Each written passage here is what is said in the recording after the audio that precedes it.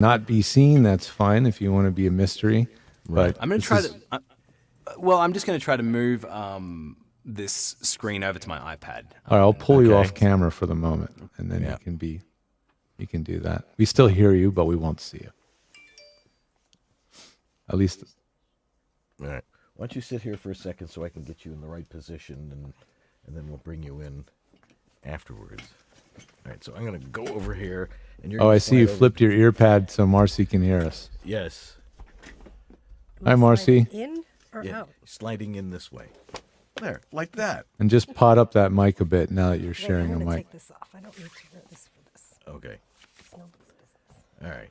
Talk a little bit. Let's get a level on you. Hello. I am a cautionary tale. That level's good. Okay. Good. All right. Shh, shh, shh. We're glad you made it back to too. tell the tale. Yeah. And that you're feeling good. Feeling fine. Good. I think I'm probably worse than she Yeah, is. I think he's sicker than I am. But I had nothing to do and no one to see, so all I had to do was rest. Except for Yeah. the 7 p.m. Neptune dance party. That's cool. What's What the is a story? Neptune There was a dance big party? naked picture of Neptune behind me Oh. in my little hotel room, so he was my only company. So Oh, every that night- Neptune. Every night, Neptune and I had a dance party. I don't We're- know if your guest knows that I was in COVID jail. For She's gonna. Yeah, we're gonna get a little bit of a cautionary tale from Marcy at the beginning of the show tonight, sharing her experience, which was not COVID so jail. great. in COVID jail. No, I'm thinking you're in COVID jail in Italy. I'm like, the food's gonna be fantastic. Oh No, apparently the food not. the food was so awful. It was such a waste. Yeah. Yeah. And it just goes to show you can have terrible food anywhere in the world. Yeah. Well, it reminds me of National Lampoon's European Vacation, which I'm obsessed with this terrible movie. But when they're all sitting in the cafe at the French cafe, and Clark is so excited about the food, and then they cut to the kitchen, and they're pulling out of the freezer all these meals, like Hungry Man meals, That's basically tossing what I them in the had. microwave. Microwaved hospital food. Gluten-free microwave hospital food. And you did, and your window didn't face the city of Florence; it faced the airport. Yeah, I And the faced train the airport and 3 separate train tracks and 2 highways. So I did an assessment of the traffic patterns, and I timed the Boy, you were bored. My God. just So knocking bored. everything off and making sure everything's running on time. Man, yeah. What do you do? And I mean, you just pass the time somehow, and you can only watch so many channels of cheese or snow. Well, in all, there was only 2 English-speaking television stations. Mm-hmm. CNN, basically the headline news, and BBC News. So they Yeah. repeat like 4 times an hour. Over. Was there at least anything like, Italian, kind of like, racy, steamy, some accidental nudity, da da da da.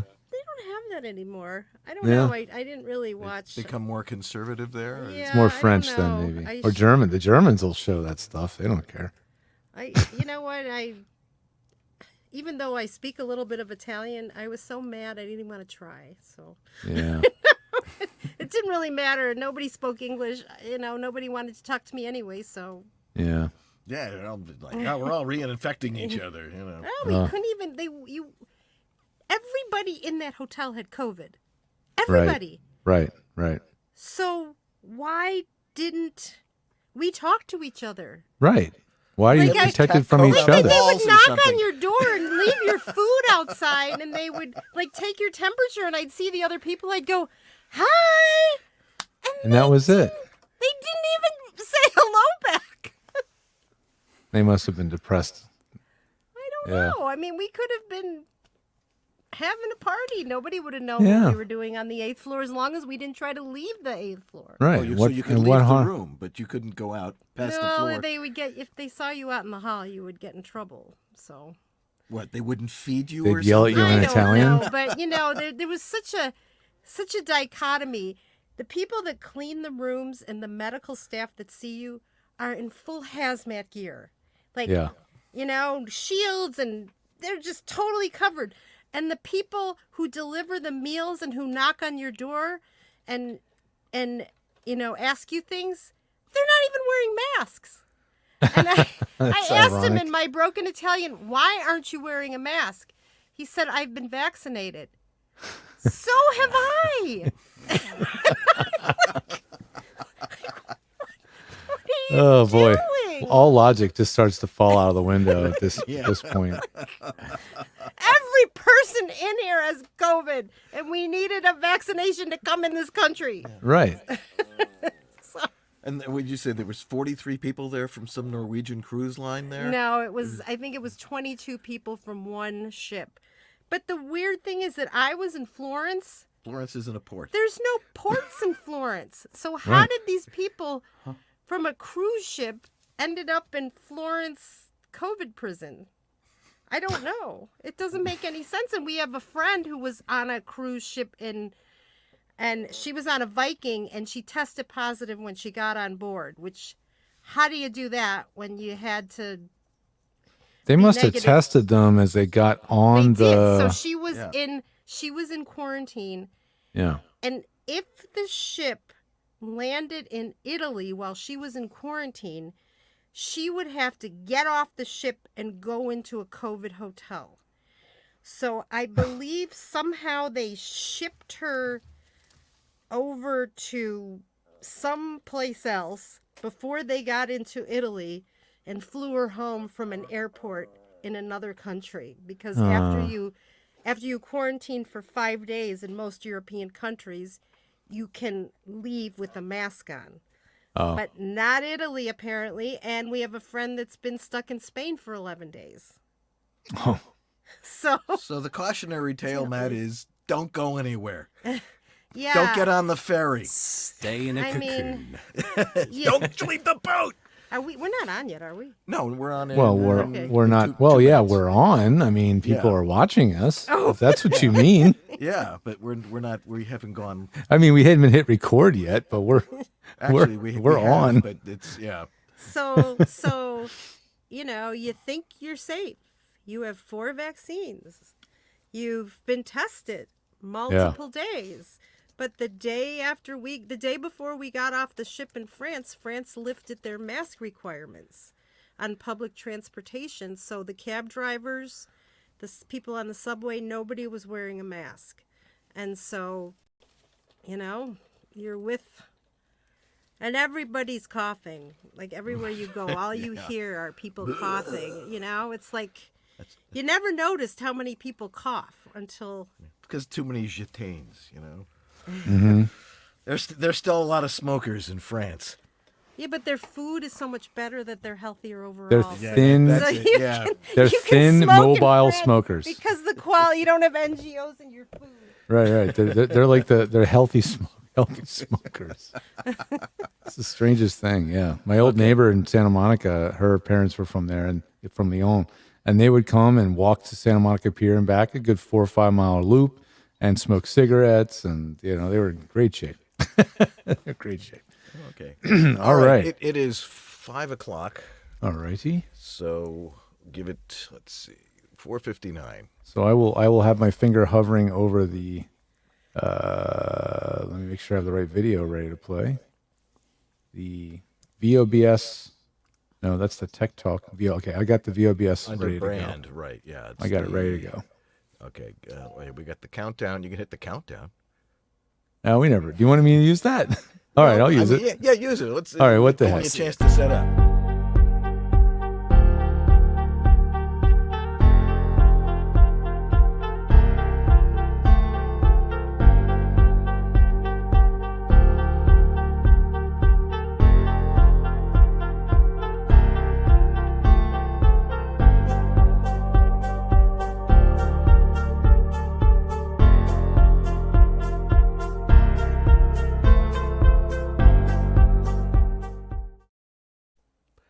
Hey, everybody. Hey, it's time for Voiceover Body Shop. We got a great show tonight. Our guest is Matt Cowlrick. Hey, Matt, say hi. Hey, hello. Hi, How everyone. you doing? We got lots of great stuff to talk to him about. Plus, we have a cautionary tale from Mrs. Leonard, who will be in here in just a minute.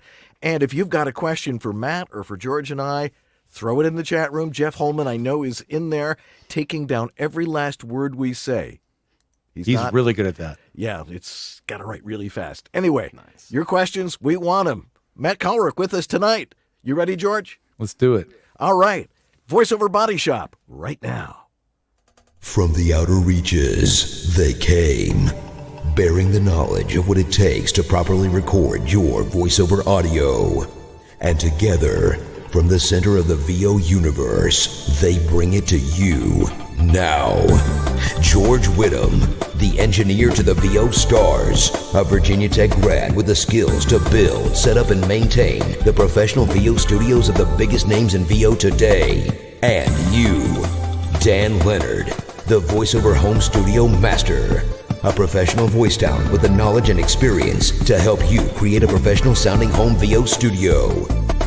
And each week, they allow you into their world, bringing you talks with the biggest names in the voiceover world today, letting you ask your questions, and giving you the latest information to make the most of your voiceover business. Welcome to Voiceover Body Shop. Voiceover Body Shop is brought to you by VoiceOverEssentials.com, home of Harlan Hogan signature products, Source Elements, remote studio connections for everyone, VoiceActorWebsites.com, where your VO website isn't a pain in the butt, VOHeroes.com, become a hero to your clients with award-winning voiceover training, JMC Demos, when quality matters, and VoiceOver Extra, your daily resource for VO success. And now, live to drive from their super secret clubhouse and studio in Sherman Oaks, California, here are the guys.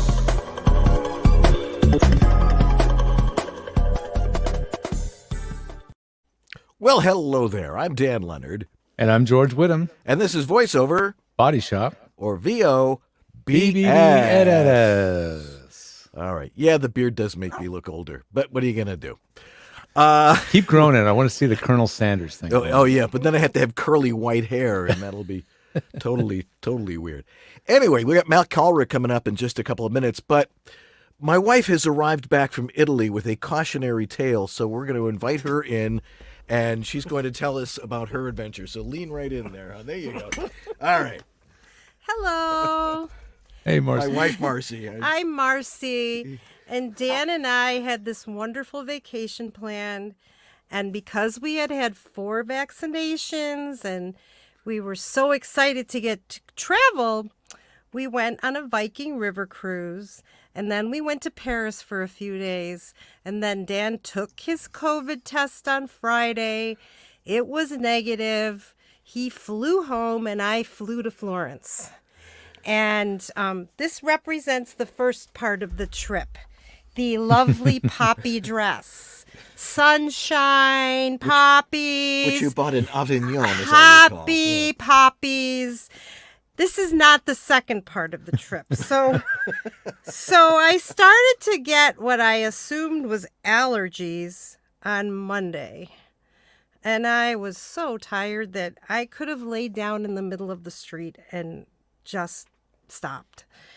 And so I'm sneezing and I'm coughing and I'm buying more allergy medication. And one of my friends, my close friends from Buffalo, met me in Italy. We were staying in Florence in this beautiful condo with 4 bedrooms, and it overlooked the Arno, and it was in the perfect location, except on Tuesday I tested positive for COVID.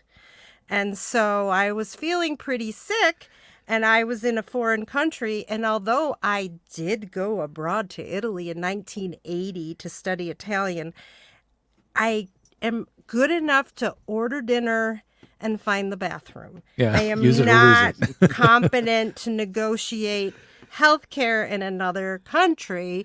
Fortunately, I found a virtual doctor who spoke English, and she told me I had to go to the emergency room.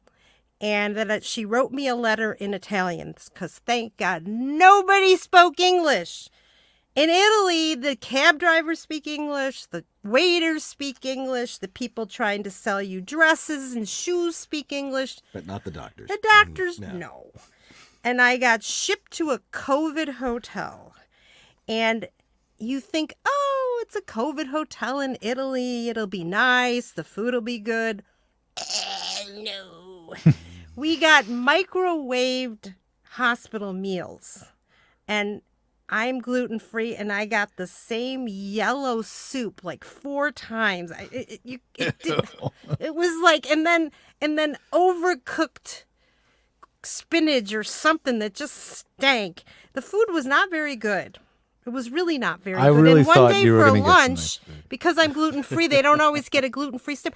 I literally got a stack of cheese, like 4 packages of cheese. That was my lunch. And I'm not allowed to leave. I've got I ended up 9 days in the COVID hotel. In one room. In one room, right. In one room. It was kind of like a youth hostel, cement walls. I had a little desk. I did take an online watercolor class, so my watercolor skills have improved.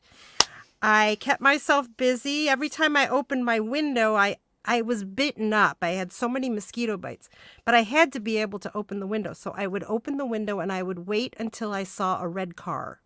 And when I saw a red car, I closed the window.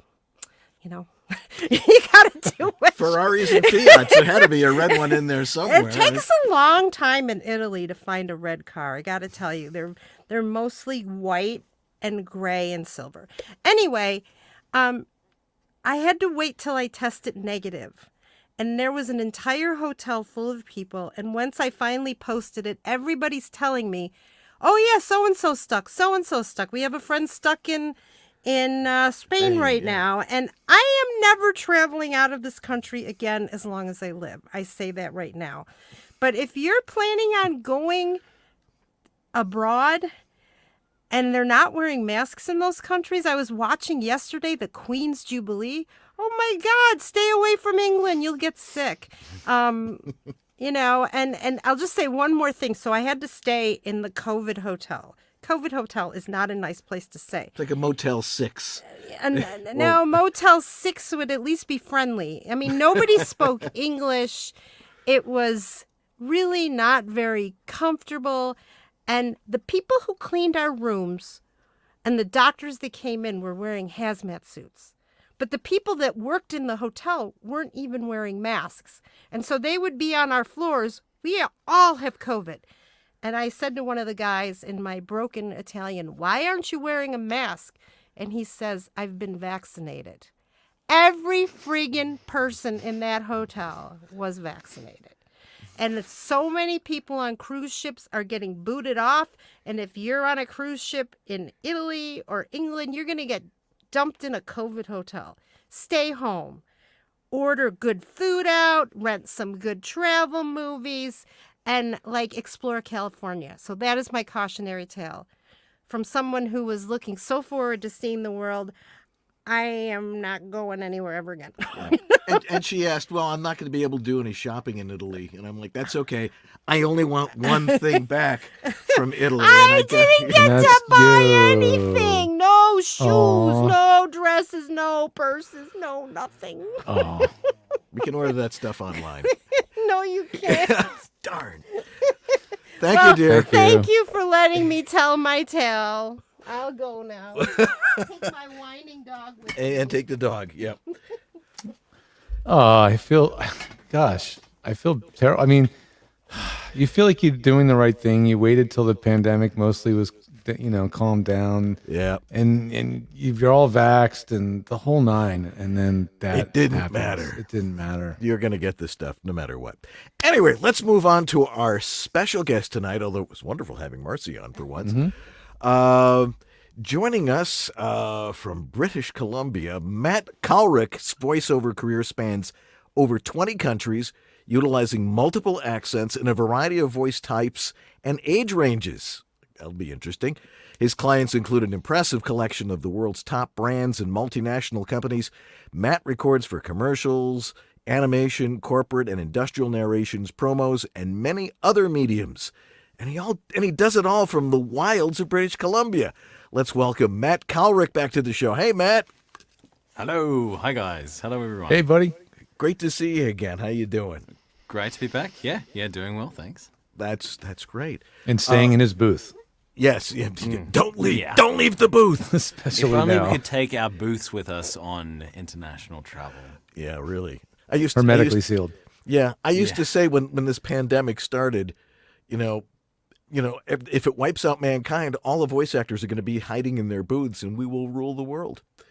So, Wow, that was a really long e-learning narration. Where did everyone go? Yeah. Audiobooks will save us all. 'Cause Yeah. it saved it. It saved my wife. That's for darn sure. She listened to about 10 books while she was in there. So you do a lot of stuff all over the place. But first, tell us a little bit about your background, because you're not from British Columbia. You're from Oz. No, yeah. I started in the beginnings were in Queensland in Australia, and I grew up there and did some travel overseas. Spent lots of time in Europe before COVID was a thing, and I lived in London for a while, and then headed back to Australia, and just randomly ended up on Vancouver Island in British Columbia. And the plan was just to stay here for a little while, but it's now going well over 10 years that I've been here. Well, 2011, so yeah, a decade and change, and never managed to leave, and I'm pretty permanent now. Yeah. So what brought you to British Columbia? Oh, it was that old story, Dan, a Canadian girl. Yes. Yeah, I was just ready for the next travel adventure as well, and kind of had itchy feet after doing all that travel in Europe, and I just said, yeah, what the hell, and packed up and moved over here, and the plan was to sort of stay for a little while, and then the relationship ended, and I stayed just because I love the way of life over here, and at that point, I was doing more and more voiceover work, and it was really useful being in the Pacific time zone and so close to Eastern, whereas in Australia, it's bedtime when everyone's doing business. So that was definitely a bonus point for me there. And then, yeah, just really became a permanent resident, and theoretically and literally, and then I met my wife, and we've got a 4-year-old daughter. And Wow, fabulous. so yeah, definitely settled. That's great. Once again, our guest is Matt Cowlrick, and if you've got a question for Matt as we discuss stuff, throw it in the chat room. Jeff Holman is in there, and he will get those questions to us. So, tell us a little bit more about this rural location that you're in. Now, first off, Victoria Island is an island. It's not part of the mainland of British Columbia. The only way to get there is by ferry. Yeah, ferry or light plane. They do have an international airport in Victoria, and Vancouver Island itself is a huge island. I think it's nearly as big as the UK. A lot of it is Mountains. And, fjords and mountains and forest, which is wonderful. But the population of the actual island is only around 1 million, I think. And so Victoria is a reasonably sized city, just under 400,000 people. But there is really no large media entertainment industry here to speak of. There's a lot of location shooting for films, but there's no there were no studios doing a lot of production work when I moved here. So my voiceover career has pretty much exclusively been remote, except when I travel over to Vancouver for work before COVID. And that's generally only for animation and video games and documentary work, ADR work. Right. So what did it take to get like internet out where you are? Because you're not like in the city of Victoria. You're like Yeah. at the end of some dirt road somewhere, or Yeah, it's kind of crazy. Victoria's become an interesting, like the Greater Victoria region has become an interesting spread or sprawl. But Machosen, the municipality in which I live, is only about a 35-minute drive from downtown Victoria when there's no traffic. But when you get here, yeah, you really feel like you have hit the most rural of areas. And I basically do live in the rainforest. There's no mobile reception at all, or None? there's like a bar. Yeah, well, like in my house at least, I have to do the old stand on one foot and put reach some up tin and, foil on the end hold of the my hanger nose and yeah. So there's no mobile cell signal, but I am able to get fiber, gig down, gig up, which is crazy to me, and that's pretty easy to obtain out here, and it works really solidly. That's great. Once again, we're talking with Matt Cowlrick. If you've got a question for Matt, throw it in the chat room right now. Now, you're from Oz, you're from Australia, and you have a distinct, I think it's mellowed a little bit since the years I've known yes. you, but Australian That's a nice way accent. to put it. Yeah, Mongrel it's become, accent is how I would describe it. What do you work in all different accents? I mean, you work in Australian accent, you work in British, do you work in English, and do you do it in Canadian? And can you do a decent Canadian accent? Yeah. It's funny when we would have first met, actually, but meeting both of you. I think my main thing was being an Australian voice, and my brand was Down Under voiceovers and big honking kangaroo on I remember. as the logo. And over time, my work has evolved where now the majority of what I do is US English, working with clients in the US and overseas. And I do British work, mostly what we might call British for Americans or British for Canadians. Explain. Yeah, exactly. Explain? Yes. What does that mean? Give us an Well, example. it means it might not fly in the UK. But actually, I have done some national broadcast work in the UK over the years, and no one complained, and I kept getting asked back. So.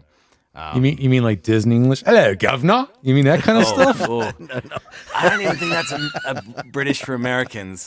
I mean, No, how does that make you guys feel? It sounds like bad. It's like the Geico gecko. Yeah, He's exactly. actually Cockney. Yeah. I think a lot of what I do with the UK accent ends up over there, but it's not a huge portion of what I do. I'd say the largest amount of work after US and Canadian is what we dub as transatlantic or the intercontinental accent, just that global sound. And the nice thing there is I've always framed it as doing an accent badly but consistently. Okay. Yeah. So maybe a German guy who learned English in the United States, so he has that like German accent, but it sounds vaguely European, so you can't quite place it. And a lot of the global brands like that sound because it sounds luxurious and fancy. Right. That's an almost perfect imitation of Armin Heistetter when you talk like that. I don't know if I've ever heard his voice out loud. Oh no, you Always have to see meet his him. words typed. Good singer too. Anyway, once again, we're talking with Matt Cowlrick out of Victoria, British Columbia, and he is a multiple accent voice actor. And you do a lot of different stuff. What primarily are you working on right now? Accent-wise? Anything. What kind of work have you what's been keeping you busy? Yeah, mostly commercial these days. Like many of us, I play in a lot of the genres, which I enjoy, but I've been doing more and more character work in animation and games as of late. It's nice to see that work has opened up more remote opportunities. But yeah, I'd say mostly I'm doing commercial and short form, like short video content. That's the bulk of what I do on a daily, weekly basis. Yeah. You talk to, I know you mentor a lot of people. People are always asking you about, how do I get into voiceover? How do I do that? And you're noted for that for some reason. I mean, they called George and I too, and we're like, you could go to law school. But how do you work with people? Are you coaching at all, or are you mentoring anybody, or do you just take the letters and just answer them all as they come? Yeah, I like the mentoring approach. I tend to only work with one person at a time and decide what we want to get out of the relationship, or how I can help them. I don't do performance coaching. That's not something that I've ever personally got into. Over the years, a lot of other talent have asked me to help them with their business software, specifically CRM. And at first it was kind of casual and just, answering questions and pointing people in the right direction. And eventually enough people were asking me to work with them in creating a workflow and a setup that they could use for doing outreach to leads and even just tracking jobs and auditions, that sort of thing, that I started doing some consulting. So that's a piece of what I do as well. And really enjoy it because often it's working with people that are quite far along in their voiceover careers and they're just trying to develop more fluid systems to not lose their minds. So try to get in and remove that pain point. So explain to people what a CRM is for those of the people out there that don't know what a CRM is, and how do you assist people with it? Yeah, so CRM is client relationship management or customer relationship management software. And it can be many things to different people. I think the way that I've used it as a voice talent is to keep track of jobs and my clients, whether it's managing a booking, keeping all the details like which mic I used, which accent I used, any particular technical notes on file formats, keeping details like that under my control, and checking in on existing clients and agents and just nurturing those relationships. And then for growing business where you have a lead database and just make the initial contact and then the all-important follow-up after that initial contact is made. And a lot of people that I work are kind of new to the CRM game, and I just work with one in particular, Zoho CRM, because I found that I was able to turn it into the exact CRM that I wanted after using a bunch in the early days. I just figured out the features that I wanted in a CRM, and using Zoho just allowed me to go in and customize what I wanted. And then it also integrates with other products like the bookkeeping software and file management, similar to Dropbox, and social media management, and they all integrate in together in one network, similar to Office 365 or Salesforce, those sorts of things. Yeah. So Zoho actually has a good, even remote desktop tool. I've actually stumbled on it. It's free and it works really, really well. There's a lot of really good tools in that suite. Yeah. I use the remote desktop. The assist. You're talking about Zoho Assist. Assist. Right? That's it. Yeah. Assist. Yeah. Yeah. I use that for doing the screen sharing and screen controlling when we're setting up people's Zoho setups. It's really handy that way. I find that the meeting software is not as solid as Zoom. Not much is. Yeah. And I think that's what a lot of what Zoho does is they take an existing product that is really solid in the market and they iterate their own version of it, and some are not quite as strong, but some are really, really quite good. Yeah. Once again, we're talking with Matt Cowlrick, and we're talking about his career and some of the cool stuff that he does. You're doing stuff all over the place. How do you find work? I mean, are you represented? Is most of it from your own outward marketing, or what do you think?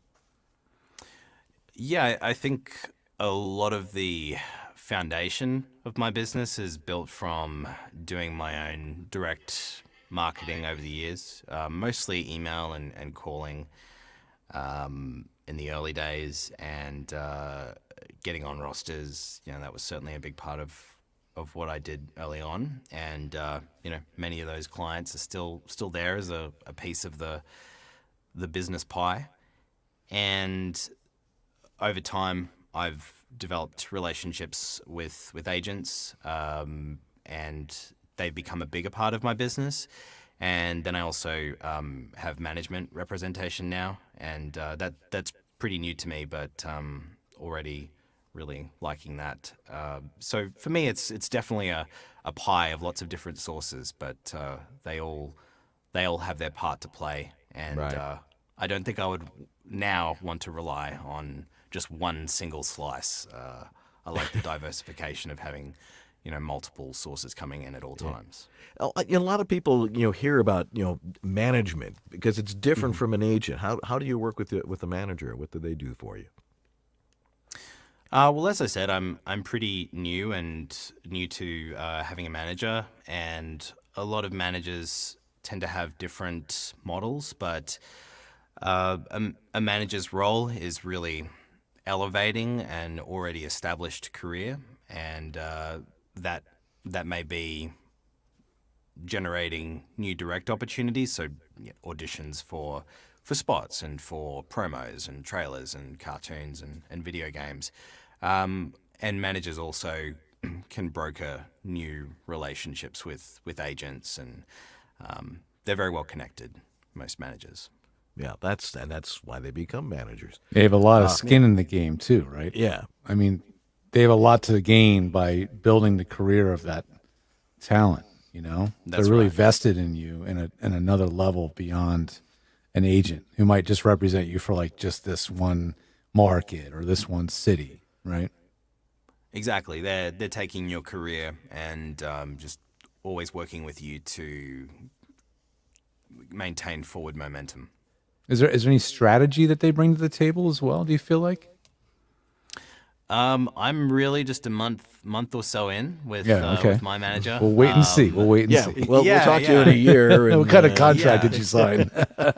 Yeah, no, I've already got a few bookings through them, and the strategy I think is just a large increase in opportunities. For me, particularly on the West Coast, I have really great representation on the East Coast, and then in Vancouver as well. And I just really wanted to spread my wings and increase the number of my at-bats every day. Yeah. How many auditions do you think you do in a day? It depends, man. obviously, but Yeah, it's pretty. I don't mind saying it's pretty hectic at the moment.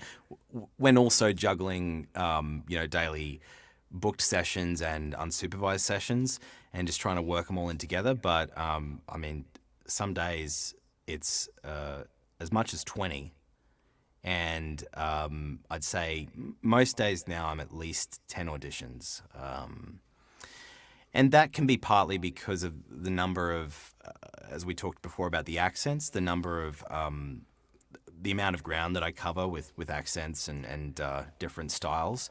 If I was just focusing on one particular genre, it would be less, but I like to play. So there's a lot of stuff that comes through my inbox every day, and I don't do it all. So even with the 10 or the 20 a day, it can be, I can already have separated out the ones that weren't fully in my wheelhouse. I'm going to run you through this. I want you to do an Australian accent. You can do an Australian accent too, but an Australian accent, British, American, and Canadian. Just do one after another, and let's see see if you can shift. But Dan, I'm useless without a script. Dance, boy, dance. Yeah. So wait, it was Australian. Right, just American. that's your normal voice, yeah. Yeah. Australian, British, American, Canadian. Okay. So, because I often feel like the hardest thing to do is to have chit chat in the different accents. Although that's a part of what I do. Like if I'm on a Source Connect session, Right. From the moment I get on, I am the guy they hired me to be. So All right, let's role play then. I'm Matt Cowlrick here on VOBS episode 233. 230. 230. Yeah. Believe it so or not. I'm Matt Cowlrick. I'm here on VOBS episode 230 here with Dan Leonard, George the Tech. So that's one of the British accents. Yeah, that that's I a do. light British, yeah. Yeah. Yeah. I mean, some of the time I'll do like, I'm Matt Cowlrick here on VOBS episode 230 with Dan Leonard and George the Tech. That's the sound that I often get hired for. Yeah. Well, you're good at that. Yeah. And then, American. episode 230 VOBS. Matt Cowlrick here with Dan Leonard and George the Tech, and we're just Pretty good. we're just having a great time, having a few laughs. Yeah. Now some Canuck, some Canadian. Okay, all right. So, I mean, a lot of what I'll preface this, but a lot of what they want in Canada is a more neutral sound. But Sure. if I was to play it up, I'm here on VOBS episode 230 with Dan Leonard and George the Tech, and my name's Matt Cowlrick. It's just all the O's are like the vowels are a little bit longer, but you Yeah. still have to get the R sound, and then if you got me to say something like process or Sure. and I like H's with my herbs. Yeah. Say SORRY. Oh, sorry. Yeah. Perfect. But that's kind of overdoing it. Yeah. Sorry. Yeah. You nailed it. You nailed the American Canadian accent. The one that we I had an really- interesting audition where I had to. They wanted like 3 varying degrees of Canadian, and so it was like, the broadcast voice for Canada, where it's just a little more round, but you still feel like it's a little neutral North American, and then it went from there to out in the Maritimes, which is like, oh yeah, I'm here. Everything is like, it barely makes sense. You just gotta like dial in the. It's almost like Canadian cowboys, right? Is that Nova Scotia? Yeah, Nova for sure, bud. Scotia? Yeah. So like Maine, that whole part of the country, Maine, New England has the best accents. So like from they're Maine beautiful. up north to the Nova Scotia, that is the best. For sure. Yeah. I once had an audition, and they said they want burly and Canadian. And I'm like, so you want me to be like more Canadian like this? And I got the job, and they said, don't do the Canadian. just be burly. We like the guy with that accent. Anyway, we're talking with Matt Cowlrick here on VoiceOver Body Shop. If you got a question for Matt, because he's a fascinating guy, throw it in the chat room, and we will get to that question in just a couple of minutes. In the meantime, we're going to take a break, and we're going to answer those questions. So stay tuned. We'll be right back here on VoiceOver Body Shop. Don't go away. This is the Latin lover narrator from Jane the Virgin, Anthony Mendez, and you're enjoying Dan and George on the VoiceOver Body Shop. Well, hello there. I bet you weren't expecting to hear some big-voiced announcer guy on your new orientation training for Snapchat, were you? This is Virgin Radio. Well, okay, we're not that innocent. There's jeans for wearing and there's jeans for working. Dickies, because I ain't here to look pretty. She's a champion of progressive values, a leader for California, and a voice for America. It's smart. It's a phone. It's a smartphone. But it's so much more. The files are ready. Don't forget to pick up the eggs. What time is hockey practice? Check out this song. It's the end of the road for Rick. It's just you and me, Rick. When hope is lost. The i8 from BMW. Who said saving the planet couldn't be stylish? Hey, it's J. Michael Collins. Bet you think I'm going to try and sell you a demo now, huh? I think they speak for themselves. But I will give you my email. It's jmichael@jmcvoiceover.com. Now, if Dan will stop waxing his mustache for a minute, we'll get back to the show. And now a word from Harlan Hogan and VoiceOverEssentials.com. Has this ever happened to you? Embarrassing. The washers on these booms? They're not so great at holding up your expensive microphone. And here's the answer. The adjustable boom stop is great. Easy to attach and works like a charm. No more droopy mic. It's simple, ingenious, and infinitely adjustable. The padded non-slip pouch fits almost any size boom arm. Unique double-loop webbing system for unlimited angle of the downstrap. Works with tripod and solid round bases. Light gray webbing lets you mark and repeat stand settings for each performer. It's 3 ounces of protection for your expensive microphone with free standard shipping in the continental U.S. Hold up your mic with the ABS adjustable boom stop. Hey, remember Father's Day is coming up, so ask your loved ones to get you a VoiceOver Essentials gift card. Tell them to go over to VoiceOverEssentials.com. Hey there, I'm David H. Lawrence, the 17th, and with my company VO Heroes and my team of coaches and my community of voiceover talent, we guide voiceover actors along their journey. And you may be watching VOBS here and not nearly as far along as many of the other people who are watching. You may not even have started yet. And we actually specialize in helping you do just that. So if you're watching all the stuff going on here on VOBS and going, I have no idea what they're talking about, I don't know, but I really want to do this, I'd really like to help you. Please go to voheroes.com/start. That's voheroes.com/start. And you can take our Getting Started in Voiceover class, which tells you everything you need to get started as a voice talent. And I'd love to hold your hand along the way and help you with that journey. Again, voheroes.com/start. That's voheroes.com/start. This is Bill Ratner, and you're enjoying VoiceOver Body Shop with Dan Leonard and George Whittam. VOBS.TV. And we're back here at VoiceOver Body Shop talking with Matt Cowlrick. Again, if you got a question for Matt, throw it in the chat room on Facebook.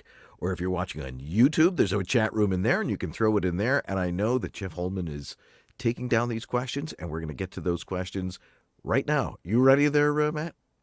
You bet. Okay, well, that remains to be seen. Let's see. Go for it, George. First one up is from Terry Briscoe. And the question is, hey, Matt, what was your first VO gig, and how long did it take for you to book it? If you can remember, that is.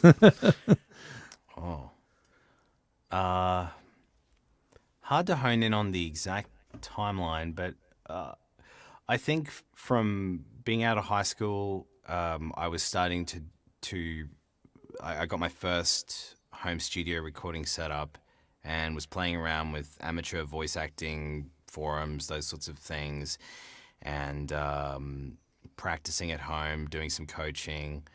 So I think it was probably about a year and a half when I got my first booking, and it was through networking, working the people you know, and I got a commercial in one of the pro studios in Brisbane for a university, and because I'd come from amateur stuff and just doing it for the love of animation and video games, it was a real game changer for me to go in and really enjoy a commercial job as well. Well, there's a second part to that, too. Sorry, I stepped on you, Matt. No, that's okay. Sorry about that. Oh, I was just going to say that I was a poor music student at the time, so getting paid $700 for an hour of work was... it blew my mind. Miraculous. Yeah. I was like, what? No ramen for me tonight. Another second part to that. Matt, how often do you work with dialect coaches? Says Terry. Dialect coaches, not so much. When I first started doing US accent work, I was pretty close. Like a lot of Australians grow up with American TV, and I was watching from the sidelines, wanting to do some of the really cool US work that I was seeing. I just knew that I had a couple of gaps to close to really get to 100% with the accent in order to compete. And so I worked with one dialect coach then, Linda Brennan. This would have been back in 2012, and it was a really useful consultation for affirmation where she said, yeah, you're really close. Here's what you need to work on. And she gave me exercises and phonetic guides to work with to fine tune the areas where I was lacking. And I think dialect coaches could be really good for getting practice to be confident on a live session, because that's one of the things with accent work. It doesn't matter if you can do a really good American, British, Australian accent when you're self-taping in your home studio, and you can screw it up and try it again. Right. You know, if you're really nervous about it, it's not such an issue when it's unsupervised. But if you go on a live session on Source Connect, when they want you to be able to read through a 30-second script without stumbling, screwing up, that's where the challenge comes in. So I think it would be useful to work with a dialect coach to either pick up the areas where you're not sufficient, or just say like, no, you're doing fine, you're doing great, go forth and make money. That's the best way to do it. That's why we're here. Lydia Meadows asks, Matt, what language or accent do you work in most? Yeah, now it's American, neutral North American. Neutral North American. Yeah. So you can cover any place. Yeah, that's right. The national Louisiana. appeal. That's what we're all going for. Yeah. You got the question from... Yeah, go ahead. Grace and I Newton- think a go close ahead, second would be the transatlantic, or, mid-Atlantic. The mid-Atlantic accent. Guy who's man of the world, yes. Yes, quite. Yeah. Erudite. From a 1930s film. Grace Newton asks, hey, Matt, has there ever been a time in your career where you got knocked down? And if so, how did you regain positive perspective and keep pushing forward? Yeah, that's a good one. I feel like maybe have had a pretty good and gentle run of things in voiceover. Like, there's never been something where I really felt distraught about my business and my career.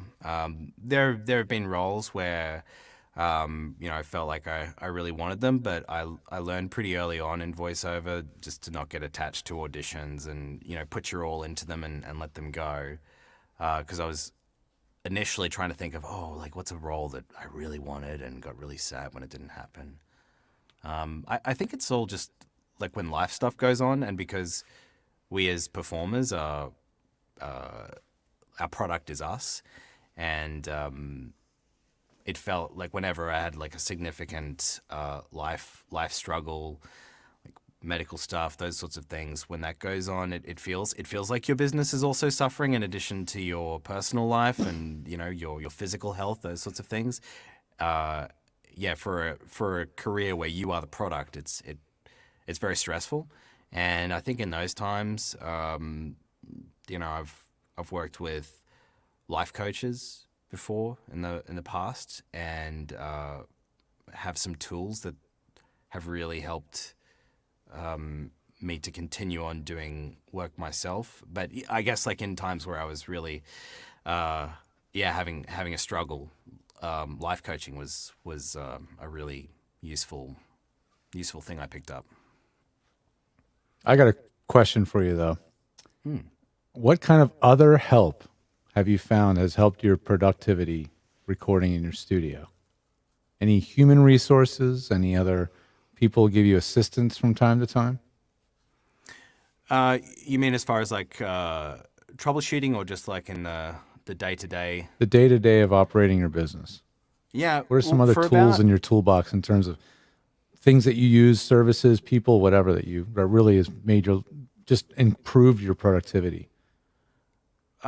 very early on in my career, like particularly when I was full time, I always embraced the help of hiring editors for longer form work. And then about 3 years ago, it's actually over 3 years ago, I ended up hiring someone local in Victoria to be my sound engineer, and he's been working with me full time for 3 years now. And John, he runs live sessions. Like, instead of me connecting directly to a phone patch, I'll connect to him on Source Connect, and he'll be conducting the session. He's working virtually with you. Well, he did come here to my studio, and then COVID happened, and we had actually already tested a remote setup when I was traveling to Australia one time. And John was kind of like driving all the studio operations, so I could have my holiday, and he would just give me a list of everything that I had to record for the day, and I just, bash it out in one session, and he'd chop it off and send everything to agents, to clients. So we developed a really slick remote work process between both our using Pro Tools and also just coordinating MP3s and email and file names.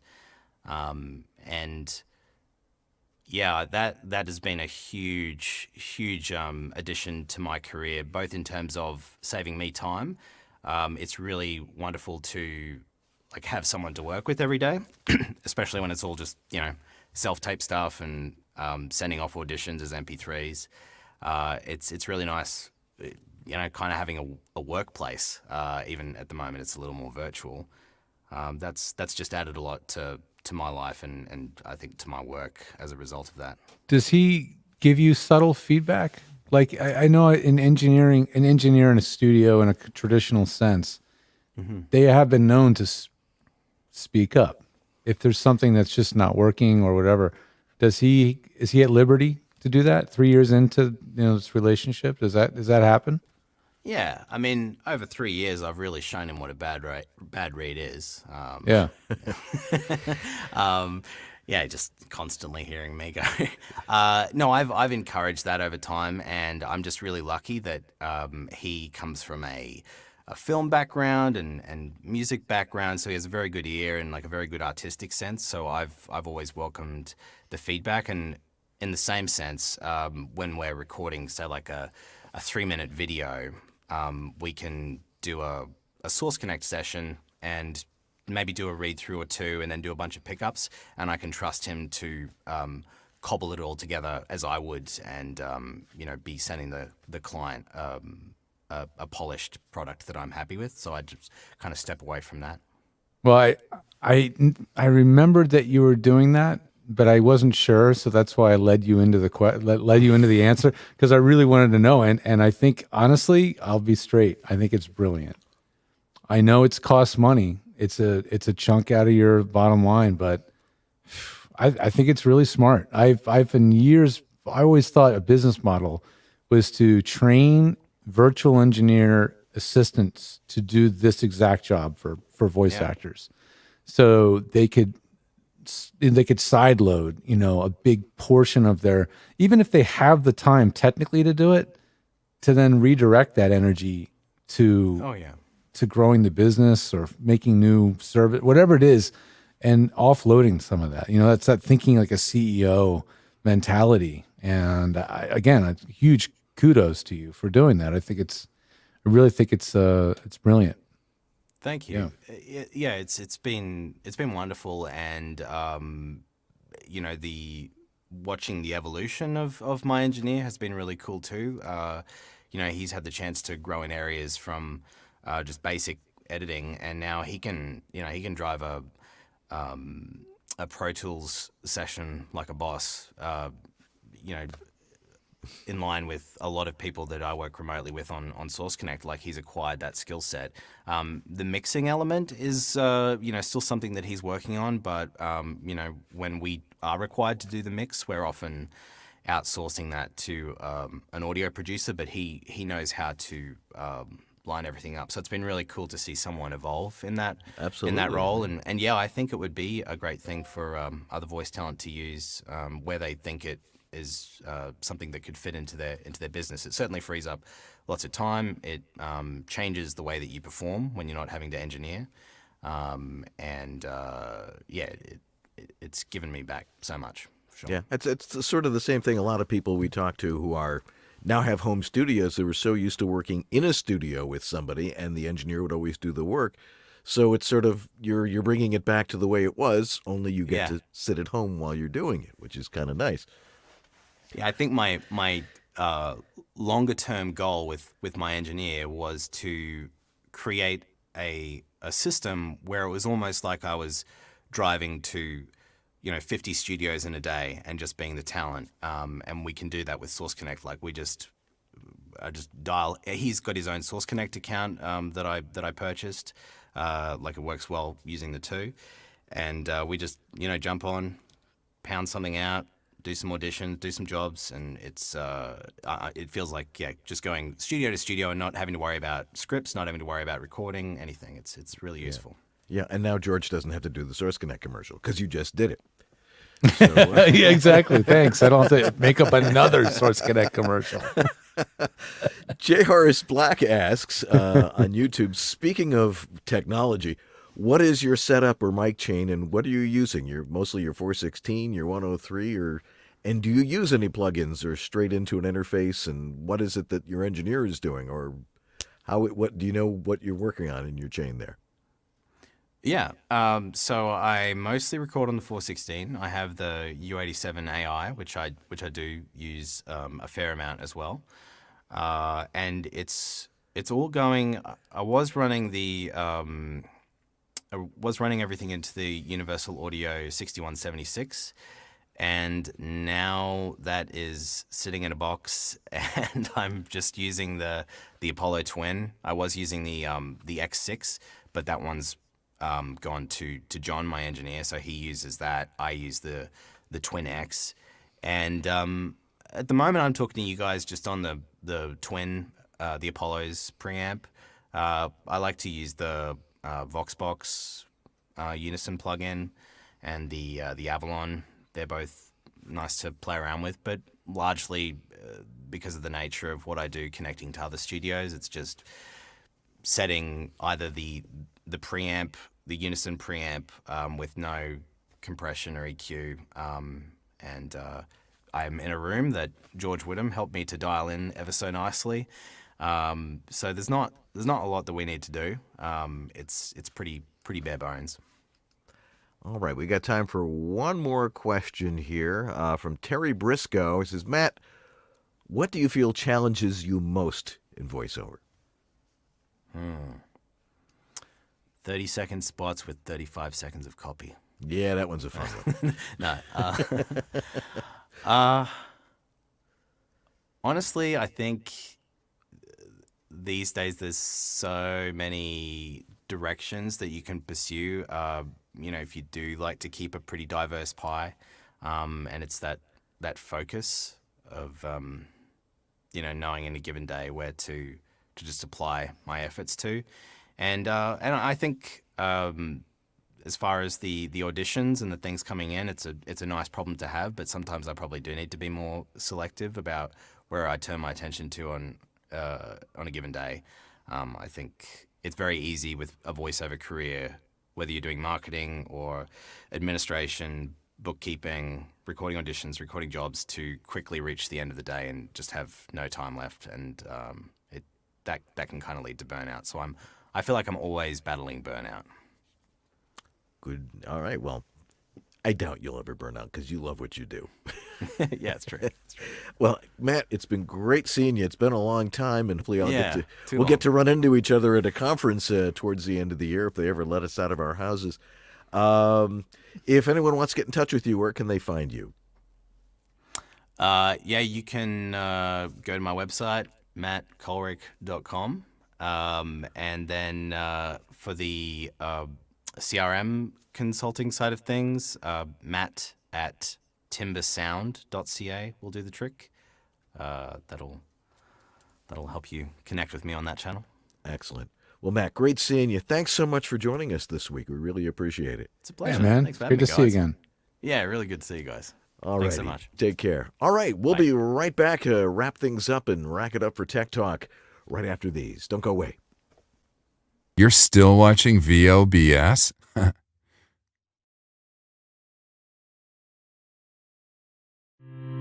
In these modern times, every business needs a website. When you need a website for your voice acting business, there's only one place to go. Like the name says, voiceactorwebsites.com. Their experience in this niche webmaster market gives them the ability to quickly and easily get you from concept to live online in a much shorter time.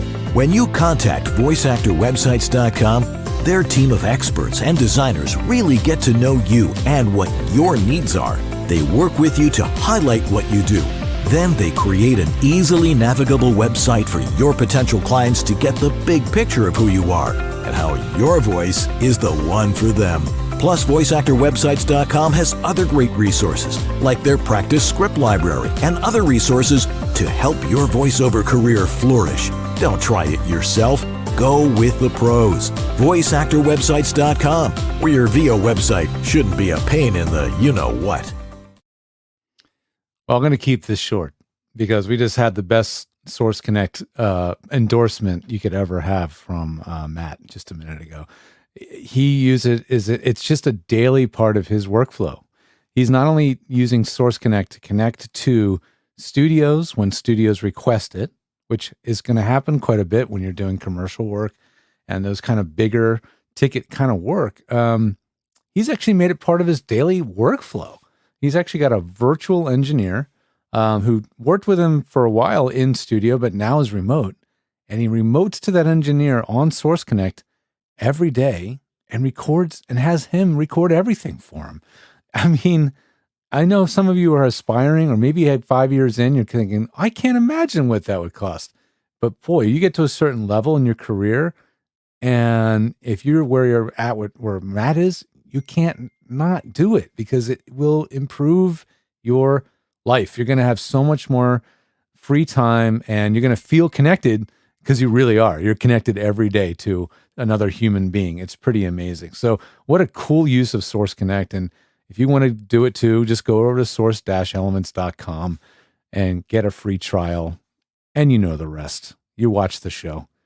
All right, let's go back to the studio right after a little funny bumper or banner or something. I'm going to press a button and we're going to see what happens. Here we go. Yeah, hi, this is Carlos Alazraqui, the voice of Rocco, and you're watching Voiceover Body Shop. Hey, it worked.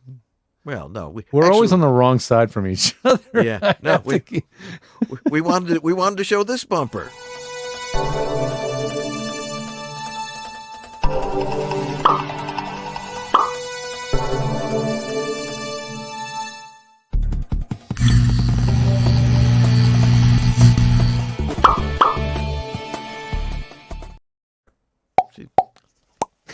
I love that one, man. Where did he find that sound effect? Actually, I think I did that one for him. Anyway, boy, it's great having Matt on here. We haven't seen him in a long time, and he's such a super duper guy. Yeah, really talented. Yeah. Next week on this very show, which we're going to record right now. So if you got tech questions, throw them in the chat room right now. I think we have a few already. Tech Talk number 80 will be here. So that's going to be interesting because we got a lot of cool stuff to talk about there. Who are our donors of the week? Starting off with Jonathan Grant. Crest of Take it from the top, will you? Jonathan Grant. Take 3. Jonathan Grant. Christopher Epperson. Sarah Borges. Philip Sapir. Tom Pinto. Shelley Avellino. George Whittam, your dad. Brian Page. Patty Gibbons. Rob Ryder. Greg Thomas. A Doctor Voice. Antland Productions. Shauna Pennington Baird. Martha Kahn.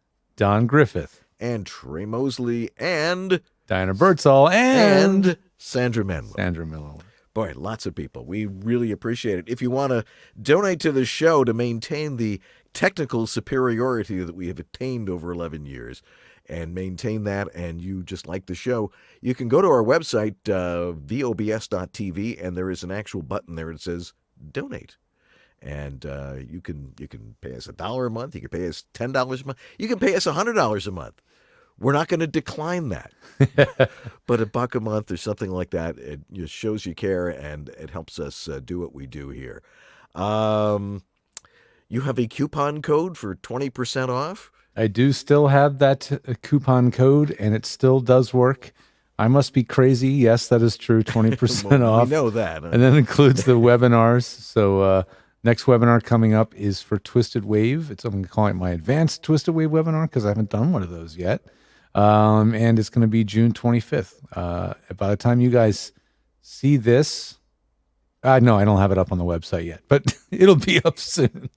I just wanted to let you know that we're doing that soon. And Dan, tell us about where they can find you on the web. They can find me over at homevoiceoverstudio.com, which I'm supposedly, the new one is up. It's been finished. It's supposed to be up. We'll see. You've been rather busy, probably not too excited about all the things going on the travel. So I just spent all week just sitting staring out the window like my wife did. It's like can't go anywhere, and but at least I'm feeling better. I'm going to test myself tonight to see if I'm negative now. Good. We need to thank our sponsors like Harlan Hogan's Voiceover Essentials, Voiceover Extra, Source Elements, VOHeroes.com, VoiceActorWebsites.com, and JMC Demos. Thanks to Jeff Holman in the chat room tonight on Facebook and YouTube. And George was directing this particular session, although I would intercede every now and again. I was TDing, you were D'ing. Okay. Okay, I'm going to go to this shit. No, you do that one. Fight over all this all the time.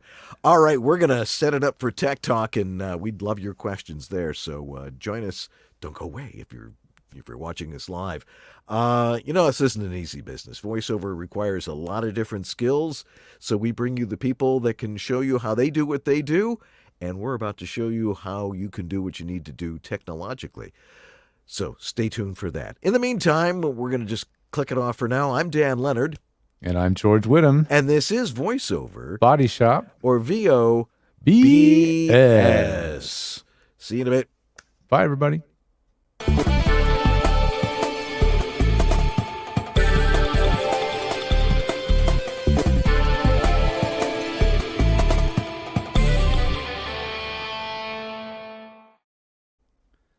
Well, man, that wasn't that awful. No, it wasn't at all. Just a thing here or there, and That's pretty cool. All right, well, let's get into Tech Talk here. It definitely keeps you on your toes because those bumpers are short. So Yeah. you have to be ready to get that commercial going and Right. Keep the flow going. Okay. But you're gonna have to put your throw your videos in there and stuff. So when we get into that, I'll do that. Yeah, I've already got the playback video queued. That's the kind of that's the one that's just showing the NAMM show. Okay. All And then the other one, I do need to prep that one. Thank you for reminding me. So let me get that one properly ready to go. Okay. And get the share. So if I share it now, is it going to override what we're doing? Let me see. Probably, yeah. But Yeah, what there if it can I just go? Can I? Yeah. No, it's oh, there no, we it's go. in the loop. It's Oh, no. it's there. It's just there we go. Okay. All right. I think we Okay. are in good shape. In that case, let's roll it. All right. In 5, 4, 3, 2. Hey, it's time for VoiceOver Body Shop Tech Talk number 80. Yeah, the graphic works. Yes, Tech Talk number 80. 80 hours of voiceover technology, all accessible to you. Believe it or don't. And if you've got a question for George or I about home voiceover studio tech, throw it in the chat room, either in Facebook or on YouTube, because there's a chat room in there. And if you're in there, yeah, of course there's a chat room. I see it right there. Throw it in there, and Jeff Holman will get us those questions, and we love getting your questions. Anything at all about home voiceover studio technology, throw it in there right now. So let's get into it. George, you got some stuff from NAMM? NAMM, a little bit announcement from WWDC about Mac stuff, a lot to talk about. All righty. Coming up now, VoiceOver Body Shop Tech Talk. From the outer reaches, they came, bearing the knowledge of what it takes to properly record your voiceover audio. And together, from the center of the VO universe, they bring it to you now. George Whittam, the engineer to the VO stars, a Virginia Tech grad with the skills to build, set up, and maintain the professional VO studios of the biggest names in VO today. And you, Dan Leonard, the voiceover home studio master, a professional voice talent with the knowledge and experience to help you create a professional sounding home VO studio. And each week, they allow you into their world, making the complex simple, debunking the myths of what it takes to create great sounding audio, answering your questions, showing you the latest and greatest in VO tech, and having a dandy time doing it. Welcome to VoiceOver Body Shop Tech Talk. VoiceOver Body Shop Tech Talk is brought to you by VoiceOverEssentials.com, home of Harlan Hogan signature products, Source Elements, remote studio connections for everyone, VoiceActorWebsites.com, where your VO website isn't a pain in the butt, VOHeroes.com, become a hero to your clients with award-winning voiceover training, J. Michael Collins Demos, when quality matters, and VoiceOver Extra, your daily resource for VO success. And now, live to drive from their super secret clubhouse and studio in Sherman Oaks, California, here are the guys.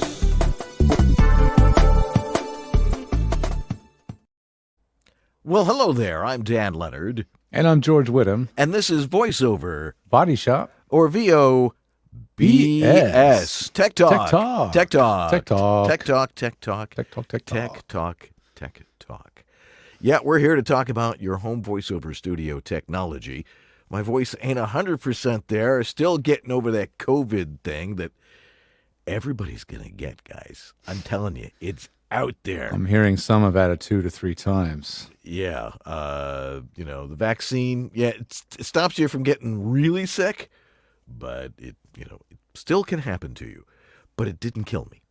So that's right. Survival of the fittest at this point. Yes. And we all know voice actors are the fittest. Anyway, Yes. If you got a question for us, throw it in the chat room. We'll be happy to answer that. We thrive on that. Because part of what George and I do, I mean, George does it full time. I'm a voice actor, but I also spend a good deal of time working with you and your home voiceover studio.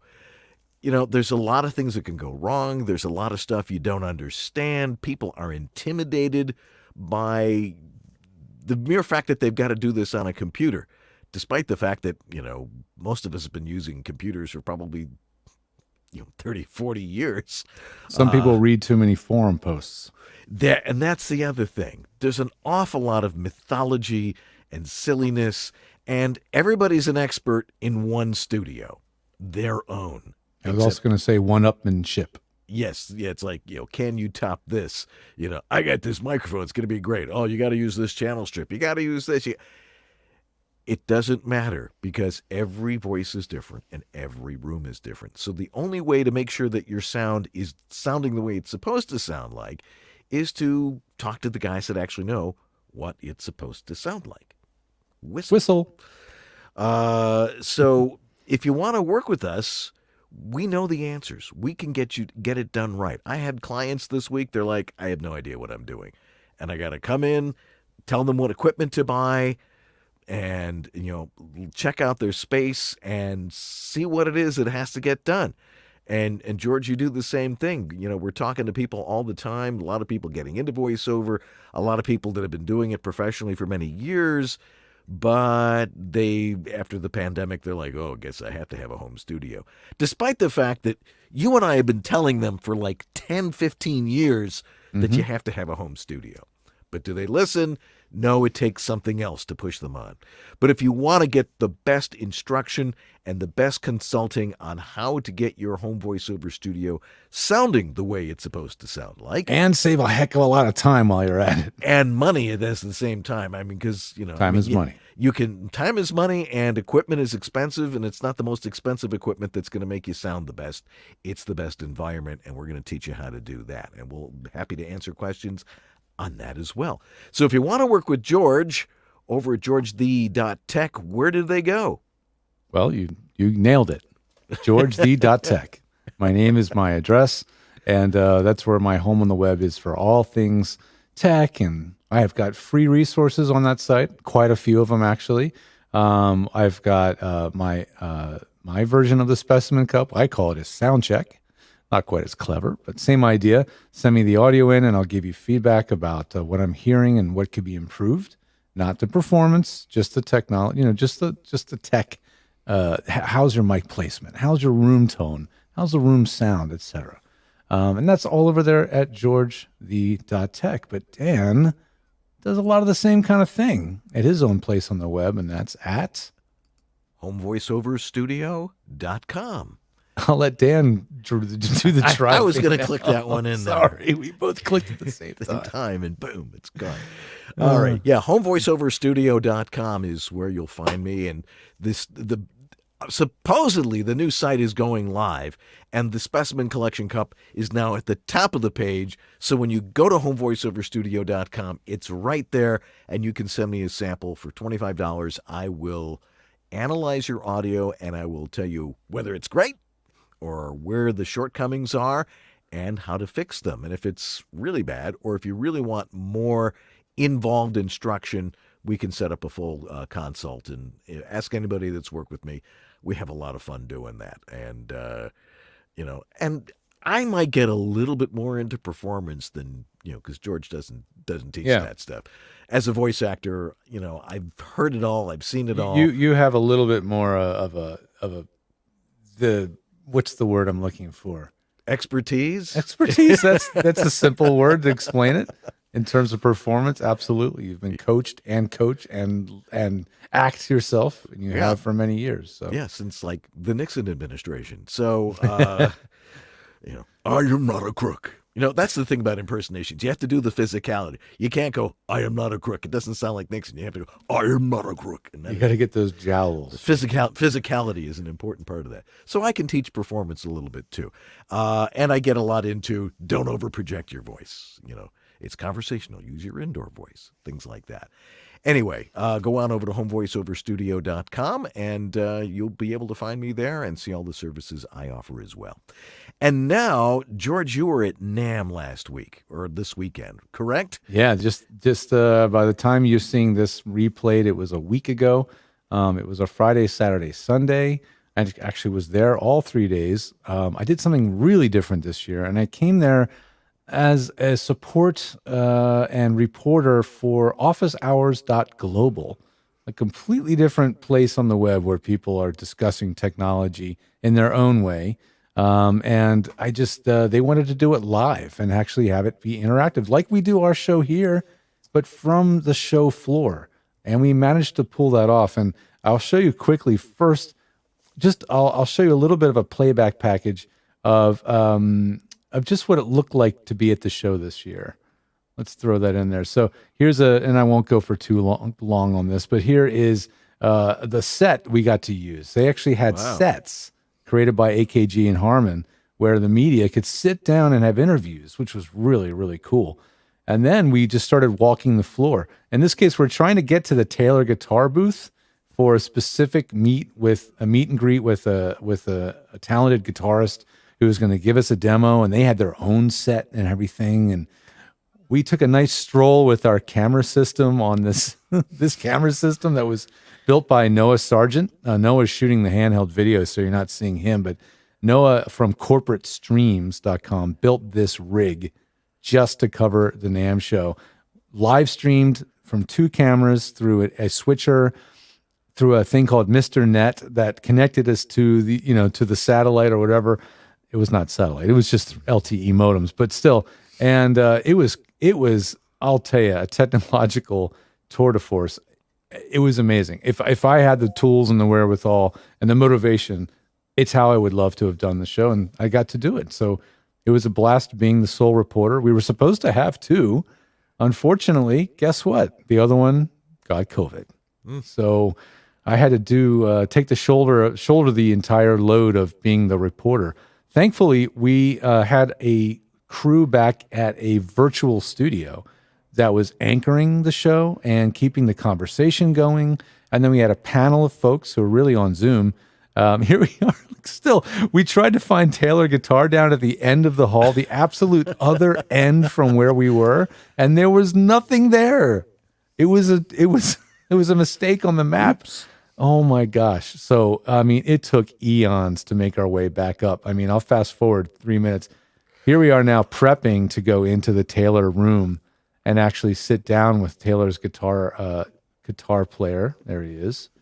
And you know, I got to sit there and interview a guitarist. I didn't think I'd be doing that. I don't know a dang thing about guitars, but you do it, they throw in front of you. So anyway, we had a heck of a great time in interviewing and talking to all these vendors, like as Dan and I have done in the past.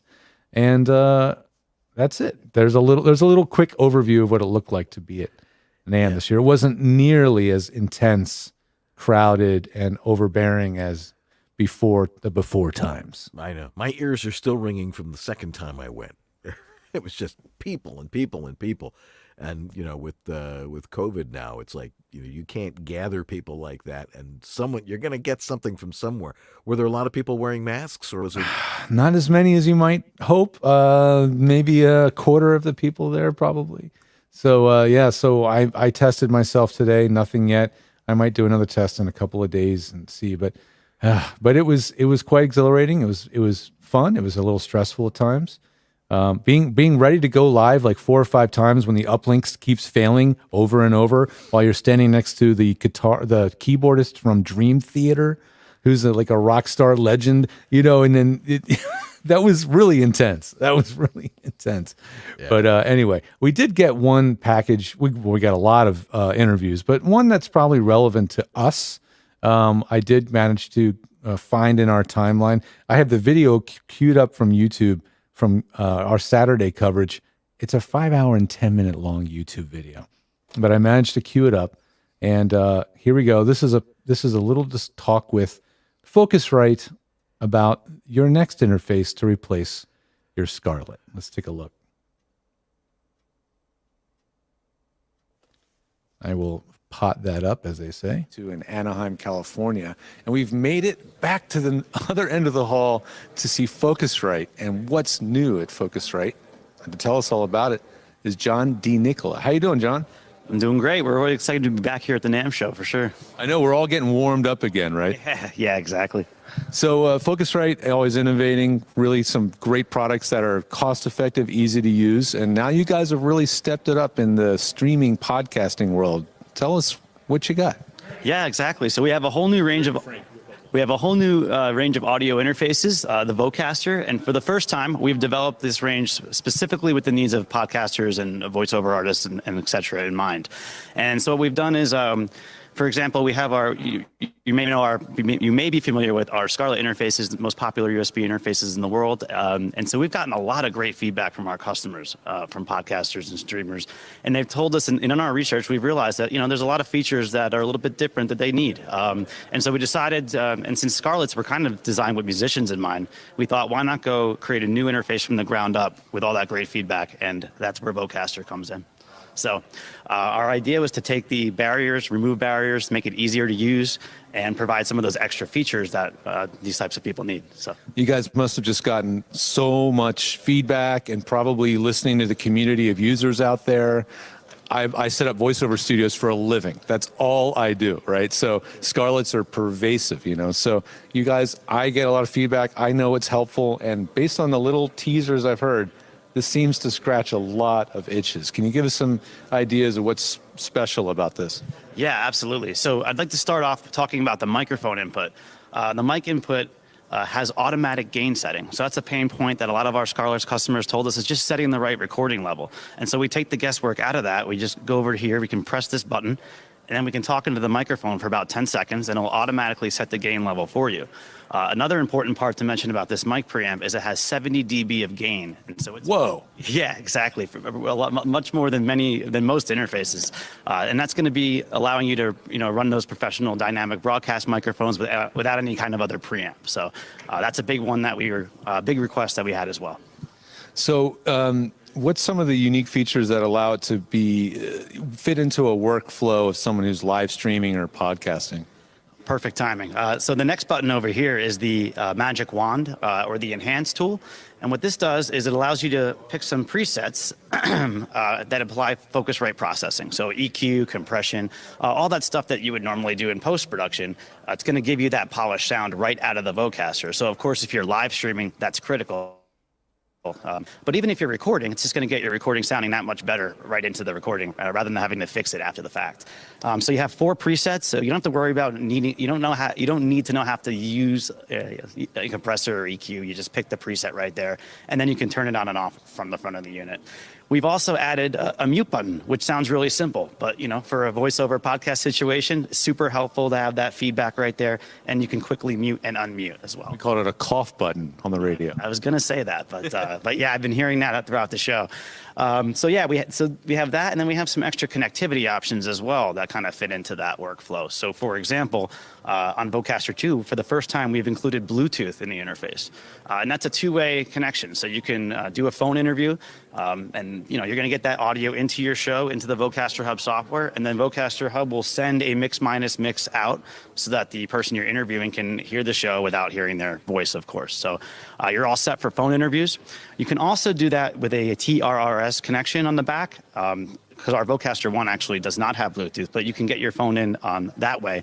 And on Vocaster 2, you can do it both ways. So you can actually connect 2 phones to this guy. The Vocaster 1 does have the TRRS mix minus type thingamabob built into it? Yes, it does. And actually, while we're talking about Vocaster 1, that's the main difference is the Bluetooth. And then, of course, the fact that it has a single microphone input and a single headphone output. Over here on Vocaster 2, not only do we have the 2 mic inputs, but we also have 2 headphone outputs. And that's another thing that podcasters were requesting. And I can see big dedicated knobs to control, so a guest who's sitting there can easily know what knob to turn and just grab it. Yeah, exactly. Yeah. It's great to have that because, devices that rely too much on one big knob can be a little confounding to use in a live situation. It's fine if you're self-engineering and you're just taking your time, but in a live heat of the moment, you want to be able to grab something and quick. So I'm glad you guys did keep a couple physical controls. Yeah, absolutely. And another thing I'd mention is one more connection on the back is we do have an 1/8-inch camera audio output too. So if you're doing video along with your show, you can connect that audio directly to the cameras and record it directly to the camera's memory card, so you don't have to worry about that in post as well. Oh, you don't have to sync audio. You don't have to worry about getting the USB to sync up with the video capture flow. Yeah, exactly. And and you could even use this as a preamp. This doesn't even need a computer to run. So if you just want to use the preamp and the enhanced mode and record right to your camera in the field, you can plug this into a battery pack and do that as well. It is really well thought out. I mean, sometimes, sometimes I'd say we were maybe fake Focusrite was a little bit late to the party, right? But the advantage of that is you get to look at what everybody else has done and go, I think we can do that better. I think there's another way to do that, et cetera. Yeah, I'm really glad you brought that up because we've been researching and developing Vocaster for a number of years. And like you said, we got to get a lot of great feedback and we tried to put as much of it in there as we could. Well, we've got questions. Look at them queuing up on screen. So let's get to the first. So I'd rather get questions from our audience rather than spend time on the audience questions from the show. But you guys can go find the full video. Just type in NAM office hours on YouTube, and you can watch the entire thing, which is really all long. 5 hours of it. Yeah. Anyway, so yeah, I think what Focusrite did was they iterated on what's been done. They looked at the Evo by Audient. They looked at the Revelator, which I have right here. They looked at the Rodecaster, and they took, I think they took the best things from each of those and baked it into this. Yeah. And it's $300, which we didn't get to. But the unit itself, the 2 is $300. The 1 is $200. I think most people will be very happy with the 1. The fact that it has that TRRS cable to add a phone patch mix minus is pretty darn nifty at that price point. I think they really may have nailed it, but I'm going to always, as always, wait until we've had time to play with one. And they told me that if I reached out to their marketing director that they would get us one to test out. So I want one. I got to check it out. Yeah. So so that was cool getting to be there and soak all that in. Let's see what else we can fly through here because I have a lot on here. Yeah. Audience showed off the Evo 16.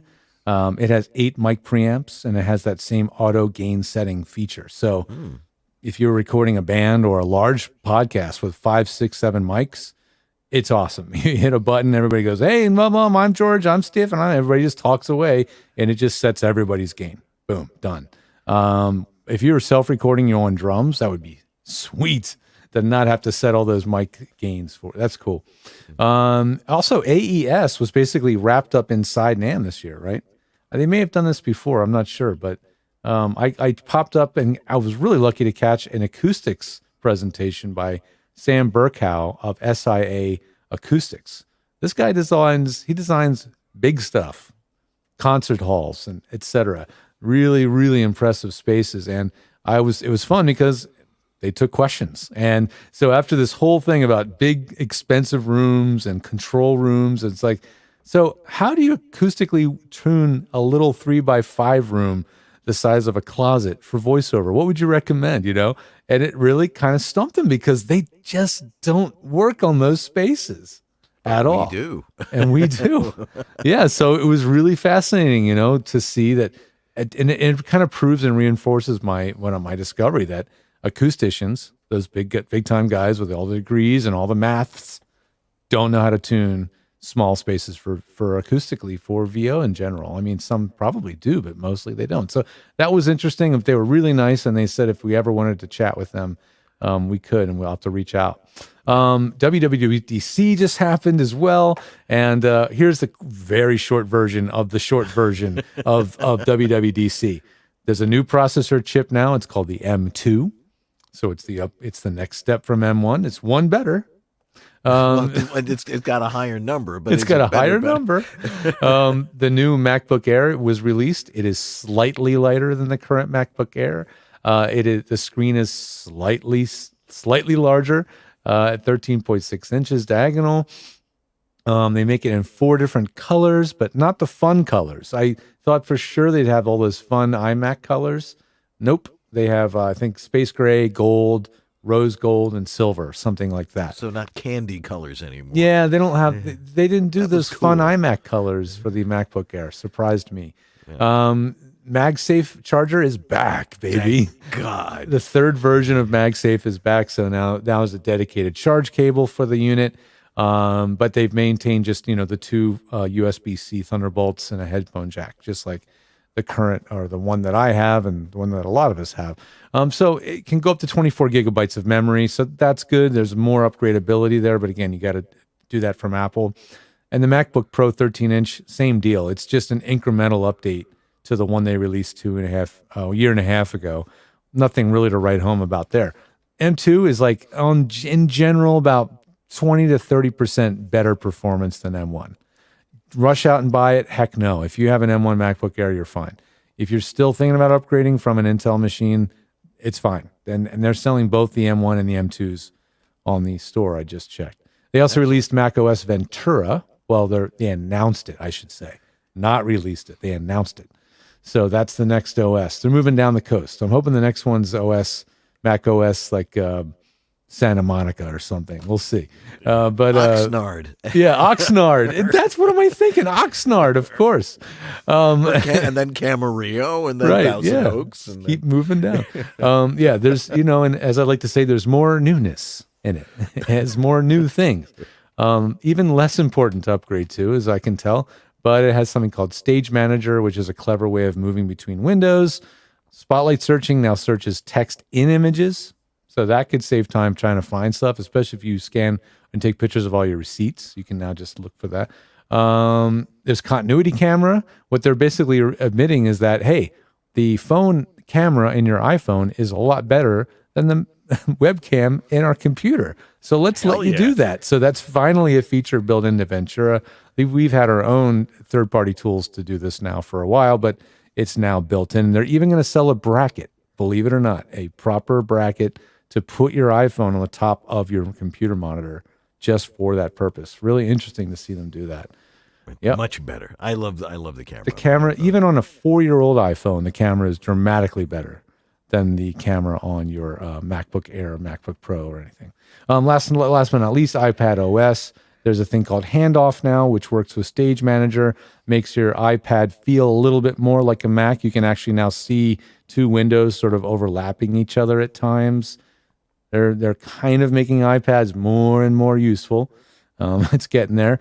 So that's the new iOS, iPad OS 16. So that's coming later. So this was WWDC. This was for developers, Worldwide Developer Conference. So I was really surprised they announced a MacBook Air, new hardware, but it is out. It is there. So that's my wrap up on my tech news for the week. Dan, you got anything to tie up our conversation? Well, what I noticed is, and yeah, I mean, we've been sort of commenting along as this has gone along, that the manufacturers don't design stuff for voiceover. We're just borrowing all this technology to do what we do. Until now, kind of. Yeah, I mean, they put the name VO in the name. Yeah, it's true. But they also put the word caster in it. So they're sitting in the boardrooms of corporations thinking about what they're going to make, and it's podcasting When stuff. when Focusrite makes a box called the Voice Actor, I will be. Yeah, I don't see it happening anytime I don't see it happening either. But that would be a miracle. Yeah, but what's interesting is, because I talk to a lot of people who do podcasting too, and as I always say, just because everybody can do a podcast doesn't mean everybody should.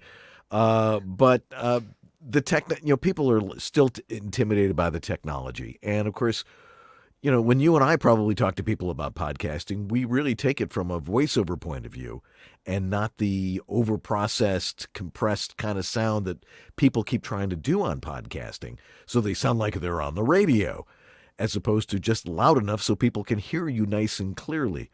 And, there's lots of discussion left about that. And, there's the way we do our podcast. I mean, we do the TV show that our webcast that we're doing now, and we just take the audio and we shove it out there as a podcast. No one seems to complain. What is it? There's people going for a certain sound. It doesn't make any sense to me. Make yourself sound clear, no background noise, no vocal reflection, and proper modulation. Now, this Vocaster thing has an automatic gain setter. There's a whole piece of my general lesson that I can take out if someone has one of those. Yeah, we want people to know how to set gain. But honestly, as an actor, if we can take that one little step out of there and take maybe it's not even about taking the guesswork out of it. Maybe it's about removing the anxiety about it. Yeah. But if we can just do that, we've been able to hold up a phone and get autofocus and auto white balance for how long now? So it's kind of funny how audio has been so far behind in terms of auto settings that actually are good. Yeah. But we're getting there. All right. Well, we got a ton of questions. That's what we love about this show. We get audience questions, and we'll get to those right after these important announcements. Do not go away. This is the Latin lover narrator from Jane the Virgin, Anthony Mendez, and you're enjoying Dan and George on The VoiceOver Body Shop. And now a word from Harlan Hogan and VoiceOverEssentials.com. Has this ever happened to you? Embarrassing. The washers on these booms? They're not so great at holding up your expensive microphone. And here's the answer. The adjustable boom stop is great. Easy to attach and works like a charm. No more droopy mic. It's simple, ingenious, and infinitely adjustable. The padded non-slip pouch fits almost any size boom arm. Unique double-loop webbing system for unlimited angle of the downstrap. Works with tripod and solid round bases. Light gray webbing lets you mark and repeat stand settings for each performer. It's 3 ounces of protection for your expensive microphone with free standard shipping in the continental U.S. Hold up your mic with the ABS adjustable boom stop. Hey, remember Father's Day is coming up, so ask your loved ones to get you a VoiceOver Essentials gift card. Tell them to go over to VoiceOverEssentials.com. Hey everybody, it's time to talk about Source Elements, the creators of Source Connect. And as you heard in the show last week with Matt Cowlrick, this is a tool that lets you stay connected sometimes all day long to producing partners. this is another way to think of a use of a tool like Source Connect. We traditionally think of it as just a way to connect to a client's studio. But what if you were to use it to connect to a partner's studio or an assistant's studio or a virtual engineer that you work with who's going to help you become more productive in the use of your talent as a voice actor?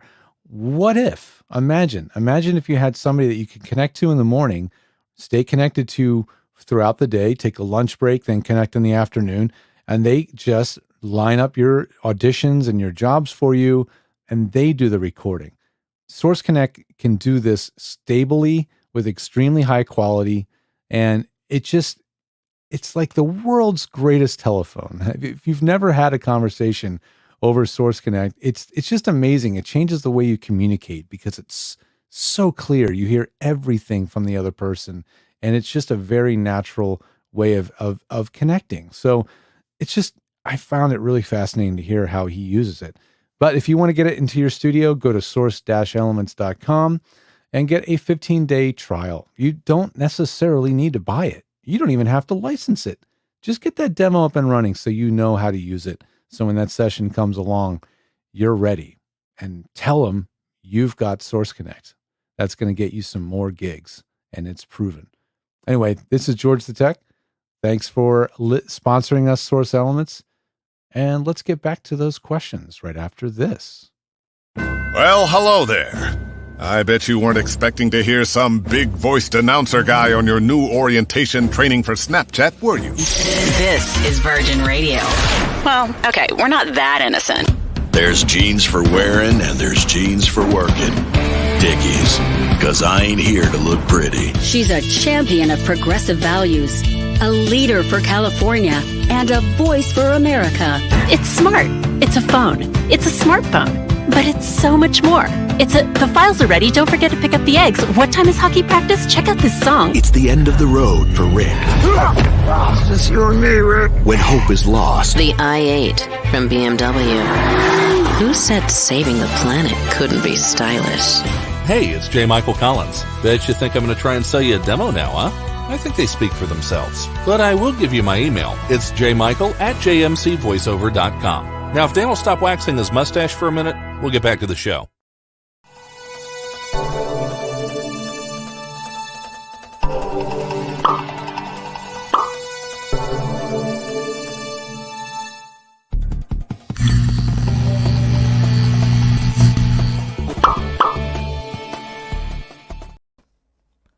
Hey there, we're back. No, I like that view better. Okay, so we have a ton of questions. It's time for the lightning round. We sure do. Where should we start with Lydia Meadows? Lightning round, okay. Yeah, let's start with Lydia Meadows. All right, for possible tech talk or Dan or George, what is a good travel setup for recording on the go? Dynamic mic, a Zoom thingy, a computer interface thingamabob, combo, whatever. What are you guys liking, I guess, is what Lydia wants to know. Well, the first question I ask when somebody asks me this question is, how much traveling do you do? It's like, if you're just starting out, this has to be one of your lowest priorities. You've got to be able to record at home. You've got to be able to do auditions and stuff like that. If you're well connected, if you're a top paid voice actor, if you're somebody that's as we like to say, golden handcuffs, doing promo work, very, very tiny percentage of people that you really need to have a Rode unit. That said, keep it super duper simple. Don't have to worry about all sorts of other things, especially since you're only going to be able to do auditions on the road or one-off commercials or stuff like that. You can't do something on the road that you started at home. Certainly not audiobooks. So for traveling, I like, Epigee makes the Epigee Hype and the Epigee mic. They're fabulous. It really sounds like a 416 if you use it right. There are techniques to it. We can show you how to do that. And but that in a closet, and your MacBook or whatever, and it sounds great. You just have to know how to use it. Good mic technique. Yeah, absolutely. No two ways about it. So that's my thing. It's like it's a USB mic, but it's like one of the best USB mics, and it sounds really good if you use it properly. Not very forgiving on plosives and stuff like that. So you have to use proper mic techniques so there are no plosives. A friend of a client or friend or somebody I saw recently in their setup, they were using for travel use the Rode Video Mic NTG, and they did find it to be a really, really good travel shotgun mic. So that's something else that you can consider as an alternative if you want to have that shotgun mic, travel mic. And Dan, you've got the little baby Rode Video Mic Go 2. The Go 2. And I'm hearing, I mean, from what you sampled for me, or just the test that you did with it, that thing blew me away for $100. Sounds great. And USB too on top of that. Of course, you have to get the special cable for it. That's another $30-$40, right? Yeah, for that cable. Yeah. I bought 2 just in case. Yes, good idea. But it does work as it does work. And the thing is if you're just doing narration or something like that, it's probably just fine. Mm-hmm. Next question from Alicia Hurley for George the Tech. Okay. She's considering getting a recon van and putting a small studio in it. What do you suggest for internet service as I travel that keeps Source Connect ports open to traveling places? Now you have expertise in recording in a van, don't you? Well, I've messed around with it. I've had clients doing it. This just depends on a lot of factors, but the thing that's probably the most enticing technology right now that a few people I know are actually experimenting with, Byron Wagner, is the Starlink.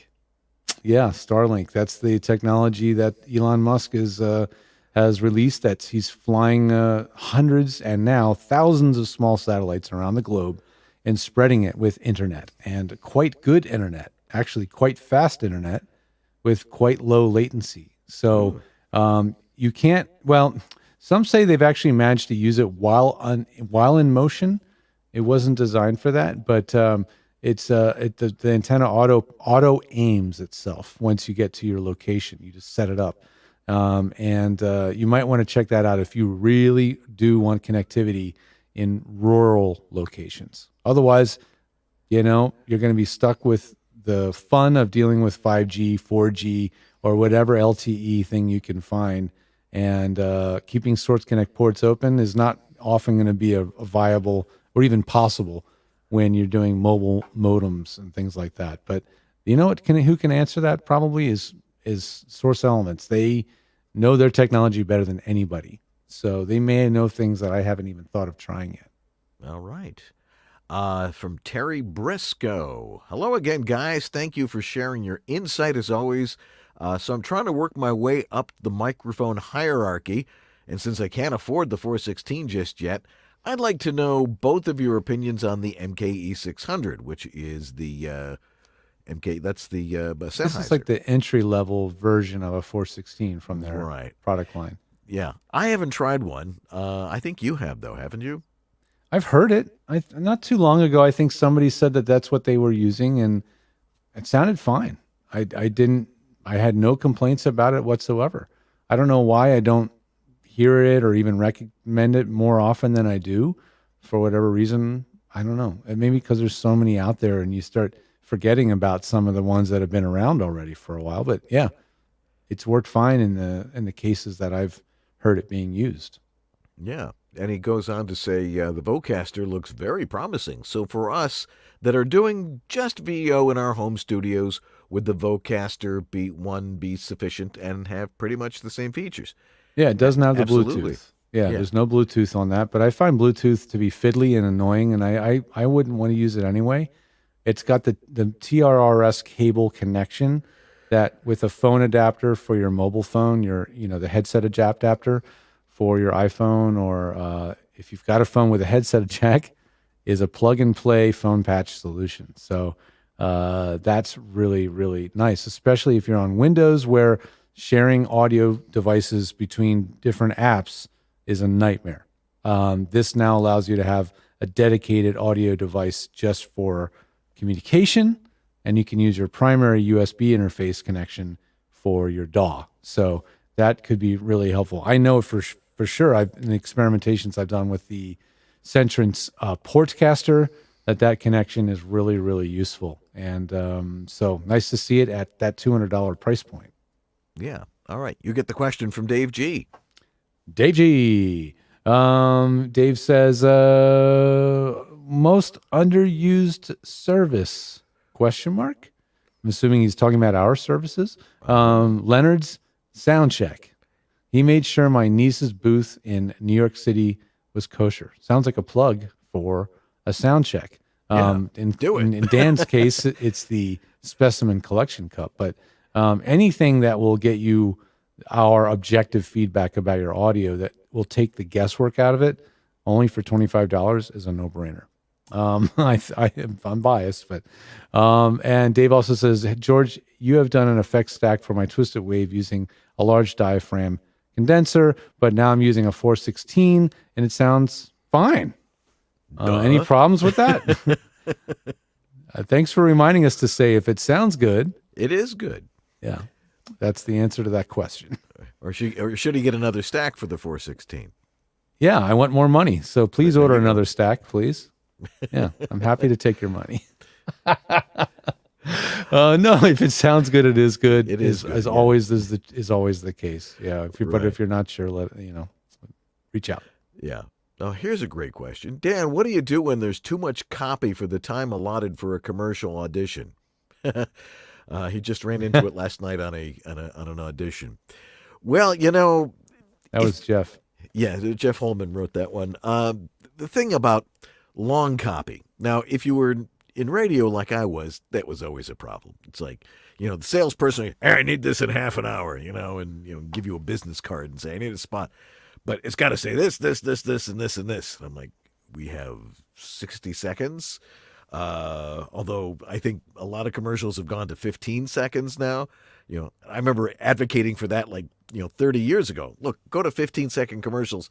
60-second commercials are they're too long. But for some reason, they still write copy that's too long. What do you do when it's too long? Well, you have a couple of options. One, you tell the client, this is too long. You've sent me 45 seconds of copy for 30 seconds, and unless you want me to talk really fast and get it all in there, which is not what you want your message across clearly. Can we cut this down? Is there sentences we can take out? And you collaborate with them to try and get it that way. You can also try and speed it up a little bit, but I have found in all of my career, if that's the case, diplomacy wins. Because the client does not want everything in there. I mean, they want everything in there, but you learn to compromise. And if it's on a national spot or if it's something big from a big agency, what on earth are they doing writing 45 seconds of copy for a 30-second spot? Yeah, I was going to say if it's a big national spot, you'll never have to do that. If it's a smaller, market, then maybe. Yeah, I guess, but the good stuff is poetry. The stuff from the national agencies is it's refined, it's tested, and it's 30 seconds. So, have you ever done? I don't think you would ever do this, Dan, but maybe you would. Have you ever recorded the entire script and then used the pitch and time plug-in and just sped it all the way up and then said, okay, this is what it would sound like? I have done that. And they're like, all right, can we cut some of the copy?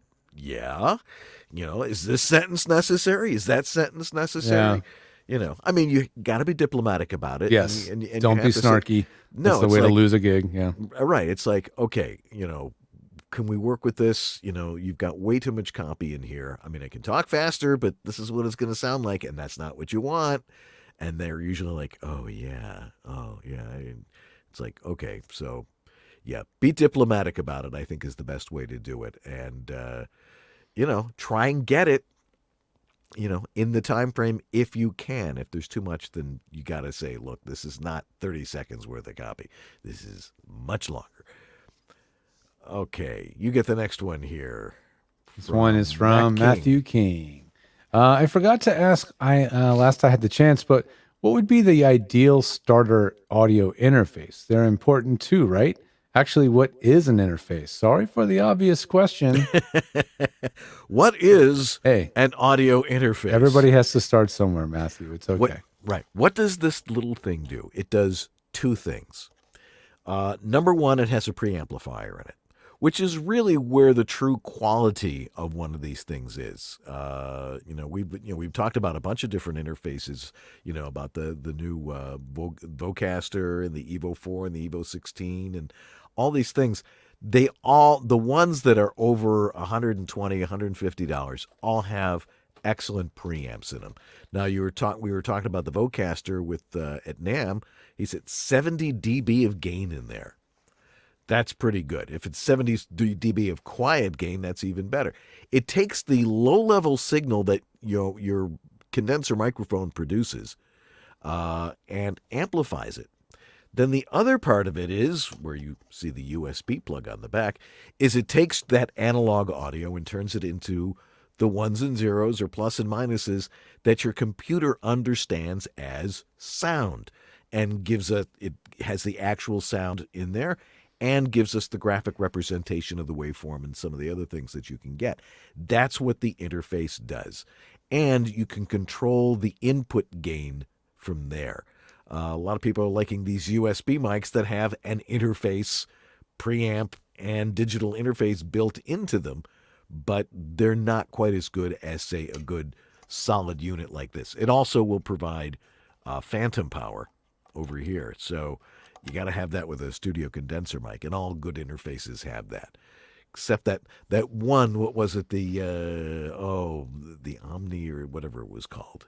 A Behringer unit? No, the MXL mic paint. Is that it? Well, no, the mic mate has one on it. Yeah, it's not a good one. But No, it has I didn't one. say it was good, but no. Yeah. No, but a long time ago, Omega, what was the name of the company? I don't remember. But they had a preamp and an interface, but it didn't have phantom power. You had the to use, Lexicon Alpha. Lexicon Alpha. Thank you very much. Yeah. That did not have phantom power. No phantom power. But it also provides phantom power, and that's what the interface does. What would be an ideal starter interface? Focusrite Solo, super duper. A third generation, got a great preamp in it. It does super, and it might be the only one you ever need. And they're not expensive, like $120 for one of those. But also the Yamahas, the AG03 or AG06. Steinbergs. The Steinberg, the UR, what is it, the 22 and the 12? And 12, yeah. Yeah, those are all very, very Rock good. solid. Yeah. The thing is not a Behringer. Yeah, even the best Behringer is not as good as the cheapest Focusrite, I think.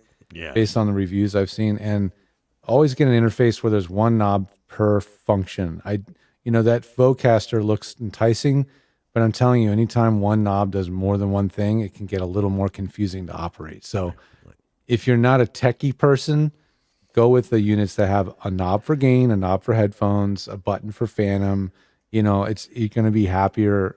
But if you are techie and you like gadgets and you're not intimidated by it, then those more sophisticated ones have a little bit more flexibility.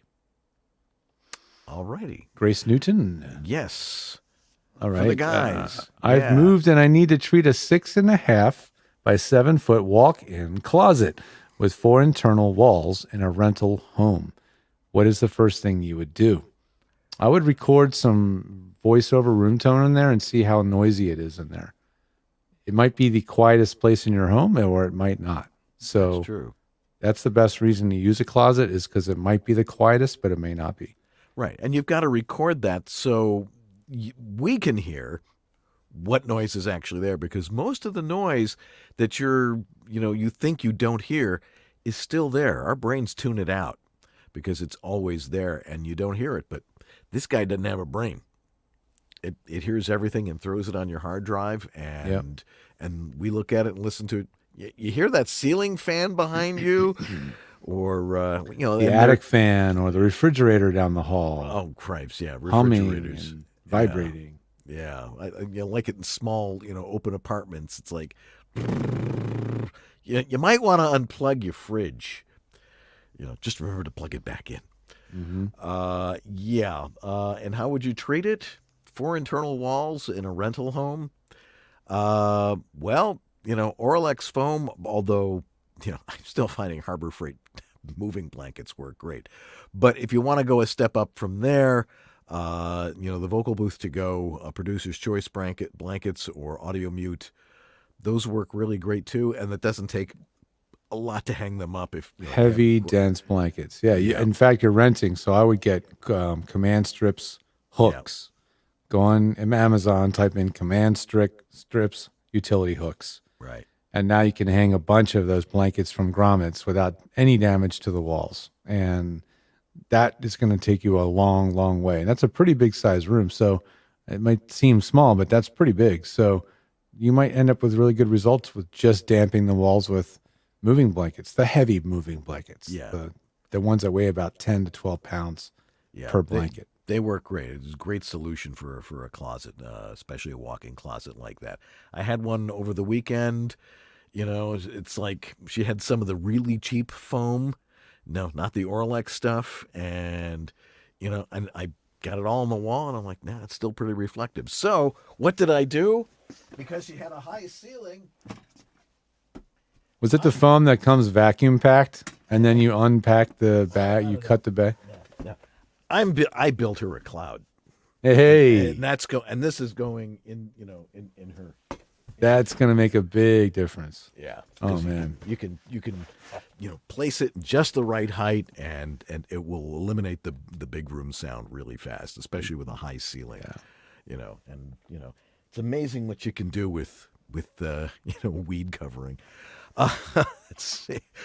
Douglas Voice Guy gets the last question of the night, and he said, did Focusrite improve the headphone levels? Did you give it a listen on there? I imagine it seems like every iteration of an interface seems to have better headphone levels in it. I hope so. I didn't. The nature of doing what I was doing those reports, I wish I could have. But that's the thing. The guy promised if I get in touch with him that he would get us 1 to 2 tests. So then I'll know for sure, you know, what the output levels on the headphones are. But they couldn't make it worse.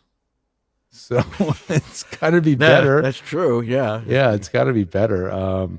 Let's just hope so. They clearly listened to a huge amount of feedback from the users when they developed it. So I would be shocked if it couldn't drive headphones adequately well. There's also a pretty long preview video or review video of this from Mike Del Gaudio, who's been on our show, aka the Booth Junkie. If you go to YouTube, type in Booth Junkie Vocaster, and you'll see his much, much longer in-depth review actually of the unit. He's got enough subscribers that they send him those things before they even reach the NAMM show. That's where he's at, and he will let you you'll find out more in depth about the unit from watching his video. Okay, and that's the end of the lightning round. Yay! All right, we got through all of those questions with the right answers. we made them up just right. That's right. All right. Okay, we'll be right back to wrap things up right after these important messages. So don't go away. Before time began, there was VOBS.TV. Watch or else. Hey there, I'm David H. Lawrence, the 17th, and with my company VO Heroes and my team of coaches and my community of voiceover talent, we guide voiceover actors along their journey. And you may be watching VOBS here and not nearly as far along as many of the other people who are watching. You may not even have started yet. And we actually specialize in helping you do just that. So if you're watching all the stuff going on here on VOBS and going, I have no idea what they're talking about, I don't know, but I really want to do this, I'd really like to help you. Please go to voheroes.com/start. That's voheroes.com/start. And you can take our Getting Started in Voiceover class, which tells you everything you need to get started as a voice talent. And I'd love to hold your hand along the way and help you with that journey. Again, voheroes.com/start. That's voheroes.com/start. In these modern times, every business needs a website. When you need a website for your voice acting business, there's only one place to go. Like the name says, voiceactorwebsites.com. Their experience in this niche webmaster market gives them the ability to quickly and easily get you from concept to live online in a much shorter time. When you contact voiceactorwebsites.com, their team of experts and designers really get to know you and what your needs are. They work with you to highlight what you do. Then they create an easily navigable website for your potential clients to get the big picture of who you are and how your voice is the one for them. Plus, VoiceActorWebsites.com has other great resources, like their practice script library and other resources to help your voiceover career flourish. Don't try it yourself. Go with the pros. VoiceActorWebsites.com, where your VO website shouldn't be a pain in the you-know-what. Hi, this is Bill Farmer, and you are watching VoiceOver Body Shop. It's great.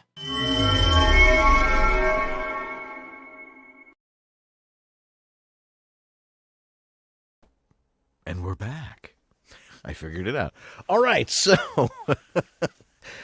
oh, my goodness. That's a lot of questions and a lot of answers. I'm pooped.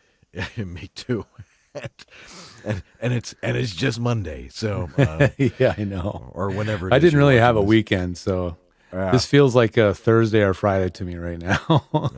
I had the COVID. I was kind of foggy this weekend. Like, oh, now I get it. But today felt a lot better. All right. Good. Who are our donors of the week? We'll start off with Robert Leadham, Stephen Chandler, Casey Clack, Jonathan Grant, Tom Pinto, Shelley Avellino, Patty Gibbons, Greg Thomas, A Doctor Voice, Antland Productions, and Martha Kahn. Hey. All right. You guys know where to go in case you're, if you happen to need something at your home studio, you go to either GeorgeThe.tech or homevoiceoverstudio.com. And that's where you'll find us, and that's how we get it done for you. And by the time you see this, I will have the ability to order and sign up for my next webinar. So that's Twisted Wave Advanced on June 25th. So just head over to georgethe.tech/webinars. Yeah, I love Twisted Wave. We loves our Twisted Wave. 15 years of Twisted Wave goodness. Yeah. I think that's how long it's been since I've known about it. Yeah, really. Since 2007, I feel like.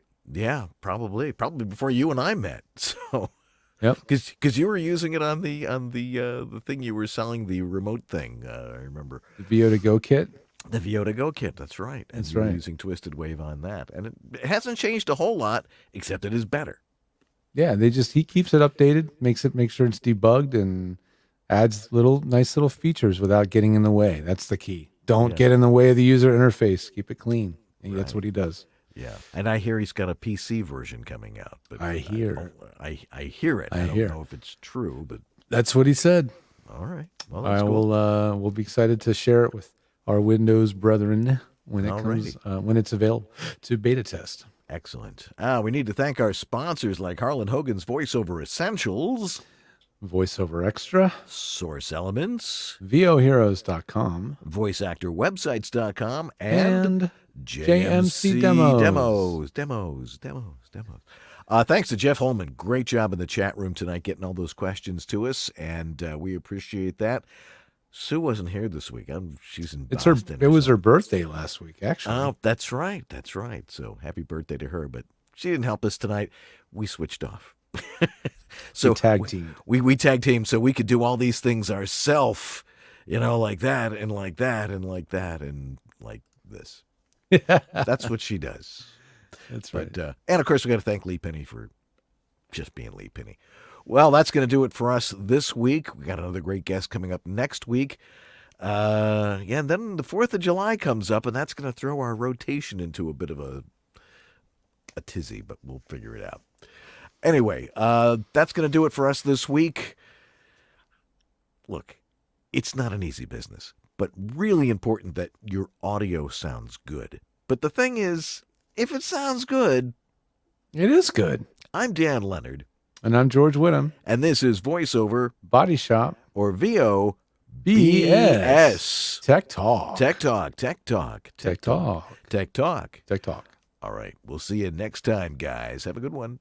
Later, everybody.